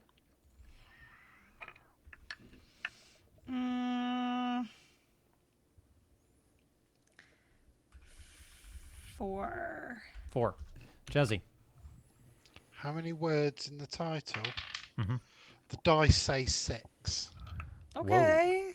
Brave. Foolish. Foolish. Why would you choose a number that's controversial and yet so brave? Brave. Kenneth. I feel like the obvious choice is 3, because that's usually how long they are. But I'm gonna. We need another spreadsheet telling us what the average is. Yes. The same thing has been repeated. I can It'll be make that one pie. for you, Kenneth, if you want. If you want to break from making spreadsheets, Go- that's go, one. Shan. I Go. can do that. Do it. I will right after this. Go through, get all the titles out. It'll be fun. It'll give me a nice little brain teaser during the Iraq-Norway match. Iraq, Norway. They're on right now. Okay, let's go in reverse order then. For a simple prediction, what is the location of the last stag? Where are they going? Oh, I thought you said simple duck. I mean, he's picking a topic, which does make it a little simpler. You don't have to make something up. Where are they going? I've even given you some thoughts on options in the document, in the notes, in the show notes. Yeah. I think the obvious answer has to be Ariana. I think because we've seen like the glimpse of the child, but I'm trying to think of like something you want to kind of like put a bow on, and I think it could. I think it'll be that. Jazzy, where are they going? So I think they're going. He's going. See, I was going to say. I think I'm going to have to say something different to Kenneth now. So I was going to say they're going to meet Kindle. Ooh. Kindle. The head of in the the wildfire. ruins, in the ruins of Kel's, you know, because the the trees are showing Kel not where he wants to go, and he wants to find Ariana. They're showing him what he needs, and he needs to close the circle of where you know he lost. You know, the web presumably wiped out Yep. his village. So he's going to see the last remaining. He's going to see the last the last survivor. As much as I'd love to see Yilda, I feel like Yilda might come a bit later. Mm-hmm. Ugh. Shannon, Shush. who are they going to see? Or what? Well, yeah, I was thinking along the same things. I think it's also like things Kel needs, but in terms of like closure. Yep. I think because everything has had a sense of closure. He's learned something at everything, and or at least he's been given something at every stop. I don't think it's dragon time. I think you have to go through the 4 stags before you go dragon time. You never go full dragon. It's one of my favorite Double movies. Dragon. So I'm torn because there's still so many ways in which he needs can get some form of closure, and I don't think it's gonna be the dragons. I also don't think it'll be Yilda yet. I think Yilda will either be at the very end of Lathy time or right after Lathy time. We just had a big old fight. I don't think we're gonna get another big old fight just yet. So, and I haven't decided if Ariana and the child are together yet because we don't know how long it's been. But I'll go with the child because I think it would be funny if he met the child first. Because I still want to know how it works. Punnett squares. Is the child an elf? Is it a dragonborn? Is the top half a dragonborn and the bottom half an elf? Other way around? Like Combination of the two. I need answers. I demand them. A Drac elf, yeah. Yeah. Elfin. An elfkin. Elfkin. Yeah. Yep, elfkin. I'm just trying to pick a different answer too because I think it would be less 100%. fun if we all had the same answers. All right, I'm going like so far into left field that we're totally out of the stadium. He's hitting a home run. I'm thinking Or a like, foul ball. Foul ball here. Yeah. Shan. Foul ball that goes out the into the pop-up stands. is so high that it's literally gone no, up the he's stadium. going I'm for- going Yeah. gateway to the Feywild. Oh. Ooh. Closure for Radiant. That would be interesting if they're like, you know or what, we'll the be nice to you this opening once. of something, Yeah. basically, which We'll is be nice to you once.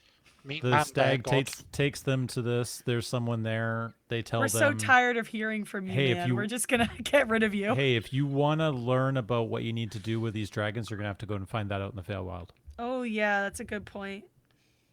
So that's my prediction. Well, even I think that's got a lot of good potential because, like, because where are the dragons hiding? Like they said, like it's the forest moves but the forest doesn't move because of the dragons, like the sentient. So even Yep. if like they're in some like Feywild pocket dimension or something, And good. actually, that image we saw of Radiant and when he was being chased by Noodle, I mean the purple dragon. Noodle will love that. That was in the Feywild, I think. So, yeah. Yep. So, Damn. it is a good one. that is a totally So totally crazy off it the might wall. just work. All right. Anything else we want to discuss on 57? 57 will be out in a week, or 6 days if you're listening to this on Wednesday, the 17th of June. Anything else?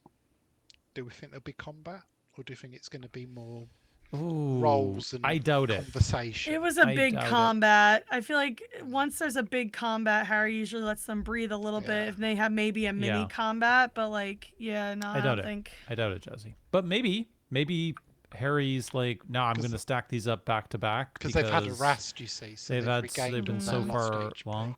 It's also one of these that I'm always curious about whether they filmed the episode on a Saturday or a Sunday, and whether they would film again like straight a after. day adjacent, right? But I know more recently with them episodes in the new studio, they have been doing a lot of filming for other one shots and content that they're doing, right? So, it's hard to know. It did have a feel as that this was a Sunday, or that they Yeah. weren't filming tomorrow, essentially. But maybe I'm wrong. Yeah, because they normally indicate in the action surge. Yeah. They normally go, Because "Oh, Harry we'll be did back say, again "Oh, tomorrow." I've got a little bit of time to figure out what we're doing Yes. next," right? So, cool. Are we ready to mop up? Yeah. I did something fun with mine. If you saw me like messing around off camera, Ooh, I put that's fantastic. Shan. Ooh. I put the that is- puppet on there. What? That's what I was that's doing killer. off Wow. Now Let me I see want if one I of can- those. I have to make more sock puppets. I still have Harry's. Very nice, Jazzy. Oh yeah, I forgot about Harry's. Forgot about Harry. Yeah. Oh, Harry, we Um, forgot about him. I've got nothing really mop up wise to mention. I don't feel like there's any other business that we need to. Next episode should be on regular schedule. We shouldn't have any issues. Definitely check out Kenneth's Welcome Back stream when it comes out. We'll make sure to let everybody know when it's coming on. Yeah, hopefully in 2 weeks. I'm hoping. A couple weeks with the new PC, or I'm hoping new PC by then. Yeah. fingers Are you, crossed. are you going to resume 100 line at any point? You're going to move on? No, I'm gonna keep with 100 line until I get to like another ending, and then I'll stop there because I don't think I can do the 700 permutations that you can do in that game. Mad little game. And then I've got many different ones. I've got some co-op games that I potentially might do with a friend. So yeah, there's a few little options we have for it. Should be exciting. Sweet. We still need to do our 6-pack. Yeah, we've got the Expedition 33 one to do. We got the spoiler cast. We got we got some 6-pack games episode to do where we play some stuff. Yeah, I keep saying I'm gonna stream, but I'm still too afraid to learn Twitch. That's I don't want to be perceived. I don't know if I could make it as a real streamer. As a real streamer, like Just a Kenneth. Discord If streamer. there's any consolation, Shan, I won't class myself as a real streamer, so I think you're okay. Yeah, but I would be opening myself up to complete strangers, and it's the terrifying ordeal of being known. Yep. We could let Kenneth handle all that for us, of course. Yeah. But We'll All figure right. it out. shall we roll some pony then? Yeah, and another reason I went off camera is because I went to get my every tree a tombstone Ooh. bag that Aoife's been having hers out, made by GM in the server. That is my gift at PAX. Oh. Very cool. Yeah, I'm using my dice tray for the first time. Ooh. Yay! I'm christening it for this episode. I'm looking out for these bindwood. Oh, it's not the great again. The dice storage things. Dice Yes, I'm looking storage. for that as Yeah. well. It is only okay, I can tell you already. What character would you get, Duck, if you were to pick one? I really like the yellow one, to be fair. With like the Yellow one's good. I'm vibing with the Dolly one though. Yes. What's is that? nice as well. What is it? What are we talking about? Bindwood's doing Bindwood. some like storage. It's like a dice storage solution that's like magnetized, and you can put like cards in it as well. So Holly's got one already, and which is like an Elwyn themed one, and it has a strong on the oak on the side. Oh, cool. And then they've done a Radiant and a Dolly one as well so far. I'll have to look. I mean, I'm sure it's shipping from the UK, so that would be interesting to figure I out. don't know. But They're not available, right? Not they've yet that I'm just- aware of. They've just shown some of the. yeah, I would look at them and The then stills, maybe one effectively. day. Yeah, it's not great again, to be fair. Is it not? I mean, it's better, but it's not Mm-hmm. great. Oops. It could have been great if it weren't for one die. Oh, it has too much power. Mm-hmm. All right. Kenneth. Give me 2 secs. I'm trying to figure out. Okay, yeah. I almost did a Doug moment. I was like, "What number is this? Is this 6 or 9?" It was a Did you D8. get it? Got a 9 So on your 9 D6? then. Yeah. So mine is awful. I got a 27. Whoa. What? Yeah. What was Yeah. your percentile? 19. Zero. Oh, sorry. No, percentile was 10? yes, was 13. Sorry. So it was 10 and 3. 13. Yeah. That's rough. And I got a 4 on my D20, and then 1 on my D4, 1 on my D12. So it was bad times all around. Bad times all around. Were you using Aoife's dice? Yeah. I think so. Yeah, I need to give them back. Channeling. Jazzy, how are we doing, buddy? 84. Ooh. I got a 50 on the percentile, but some of the other dice boosted it. Yet again, the D12 always has my back. An 11 on that really helps. It always has my back, just the D12. Shannon. I got 49. Ooh, God. 49 is... I rolled a 16 and a 12, but my percentile was a 10. Oof. Well, Yeah, same as I me. don't remember which die I added to, but nothing was high enough. Like I rolled a 7, a 1, a 2, and a 1. So Yep. It's rough. Believe it or not, my 27 is only my 3rd lowest roll. I got a 20 and a 24 previously. Previously? Wow. Yeah. 115. Ah, look at that smug look on his face. oh, what You always drugs roll are your high, you Die do. on. Drugs are they on? Drugs, yeah. I had a few episodes there, 3 or 4 in a row, where it was low, but I know you had one where I got something like 130 odd, and you got one more. Like, what? How Rip. is that possible? Rip. Power Yep. play. 115. For me, it's Nice. always if obviously the percentile is such a huge impact on the whole thing, right? So 80 on that, 16 on the D20, and then the rest kind of just falls into place, right? Cool. Excellent. Well, we'll have to harass Harry about favorite moments next time we see him in the next watch party. Shall we roll initiative for some shoutouts here? That's good. Let's shout outs. Is that a bluff, Kenneth? No. It's definitely not. He shot. 4. 4. You want to roll again, Kenneth? Then? Yeah. I'm not No, optimistic. hang on. Which one of you's got higher decks? I think we had this discussion last time. I still think it's Doc, but I rolled a 2. I rolled a 2. Oh God! I know I could just show anything, but it was a 2. Right, one more time. There we go. 3. 19. There we go. Finally. Okay. Oh, Fantastic. boring. Boring. right. Kenneth. I don't even remember what we rolled the first time. 4?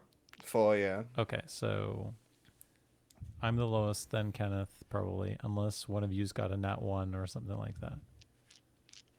Oh, Jazzy? I got an 8. Okay, and Shan. I got 17. Shan's the winner. Yay. Of course I win this. I keep winning this one and not the actual roly-poly. Do you want to go first or last, Shan? I can go first just to get me out of the way because I talk way too much. Go for it. I'm gonna get my dice that fell on the floor. I'm not ignoring you. Okay. Well, shout out to Kenneth and Jazzy for joining us. Always welcome. It's always good to have a little partay. Shout out to Doc. Sorry, just Doc was looking, going, "Where's my shout out?" He's next. He's not joining us. He's always here. Much to try and get rid. Shout out to Doc, who was just on the floor because he dropped his dice. That's And why I he did should have drop been multiple. using this. I literally dropped them while putting them away. So Oh my god. that's why I Amateur need dice hour. storage solutions. What can Right. I say? Yeah, so shout out to Doc for running the show. Shout out to Cote d'Ivoire. That's our hometown team. Hoping they win again. That would be really funny and also great. Shout out to the, I'm trying to figure out the best way to word this. Shout out to the best of the World Cup. And I don't mean like the best teams. I mean like the people who are like Kansas that welcomed Algeria with open arms and says their chants and played their national anthem for them, like has fully embraced the Algerian national team. Like shout out to the best of us. Because frankly, and I get why we have the reputation we do, but in this world and the way things are, I want us to be the best we can be for this event. And I really want to give a shout out to like those of us who are really trying to make this a good time for our visitors, for our co-hosts. Like I care about the people who actually care, because I care. I wanted this to be a good time. So shout out to the best of us. May we continue to enjoy our international sleepover, and may our guests, the ones that were allowed here, continue to have a good time. And may those who weren't prosper in the long term, compared to those who will suffer for their actions. That's all I can say on that. Shout out to, this is always difficult, you know. Shout outs are hard. I'm not good at them. Shout out to my friend for finally getting his game wishlistable on Steam. Very hardworking. Great job. Shout out to the Phillies, who I hope will win on Thursday for the gays. I'll be quite cross if they don't. I managed to find my pop star Never Stop, Never Stopping gay rights shirt so that I can wear it to the game, and I would like for us to win for the gays.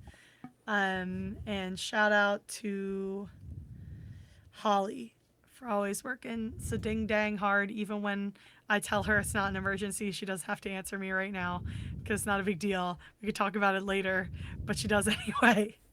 So shout out to Holly. And that's all I can think of right now. Oh, shout out to Tim Hortons. They're opening, I said it to Doc during the episode, they're finally opening a new store in Manhattan, and I'm excited. It's been years since they had a Tim Hortons, and I'm excited. Thank you, Timmy's, for coming back. That's the one I was waiting to do this whole time, and I almost forgot it. Shout out to Timmy's. Timmy Hose. What can you say? Timmy Hose. Jazzy. I mean, where do I start? So, first of all, shout out to you, Doc, and to you, Shan, for having me back on. I suppose I'll shout at you as well, Kenneth. I'm going to have to, aren't I? And you guys wanted to bully me for thanking Doc separately, and you are literally bullying Kenneth right in front of me. Yeah, right in front of my salad. But it's with love. How very British of you, Jazzy. I was going to say, not the first time I've heard that. And it won't be the last. Oh, no. No, it's been great to be on with you again, Kenneth, honestly. It's great to see your new room as well. Yeah, thank you. Shout out. I was actually going to shout out the World Cup as well, because actually it's been quite enjoyable to see. It's been nice to see, with all some of the different sides of America, to see actually, all I keep hearing a lot of positivity. It's obviously, it just shows, people and politics aren't the same thing. Mm-hmm. And that's it's something. It's nice to be reminded of that. Shout out to my friend Laura from work, who sadly unexpectedly lost her dog yesterday, and we found out this morning. She's absolutely, because it was. We love you, Laura, from work. Yeah, bless her. No. Yeah, so we're not expecting her to be be back tomorrow either, but we've got her covered.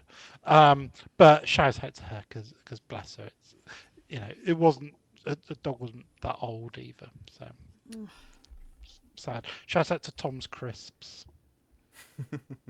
for their appearance in episode 56, and shout out to Pincy Byers. Whatever that is. Excellent. Thanks, Jesse. Kenneth. I just want to say thank you, Jazzy. I'm actually going to be nice to you, unlike you are to me, for being a great co-pilot. All joking aside, me and Jazzy have been like the buddy cop thing from like a 80s movie in like spoiler chat. So like me and Jazzy have been like pally for a long time now due to our mad theories. So I always it's always nice when we get to have a catch up like this. You're the competent one, you say. I'm just the chaos engine. Thank you The again. silver fox and the silly guy. The cops always have one of each. You get us. You get us. I feel like Jazzy, if you come to one of the Comic Cons at some point, I am gonna have to wear like the ill-fitting suit, and you can have like the leather jacket, so it could be. We need to come up with a real title for your buddy cop movie. You can make shirts of them for you and Jazzy to wear. Oh, that would be so good. We'll have to come up Little with one. matching shirts. That could be our project for the future. That'd be so cute, guys. Like, this is our get along shirt. I feel like the title of this movie has to be Kenny Jazz. Kenny Jazz. I'd listen to Kenny Kenny Jazz. Jazz. I'd listen to Kenny Jazz. Kenny Jazz. I like it. He's like a Kenny G, but he plays on a recorder. It's like the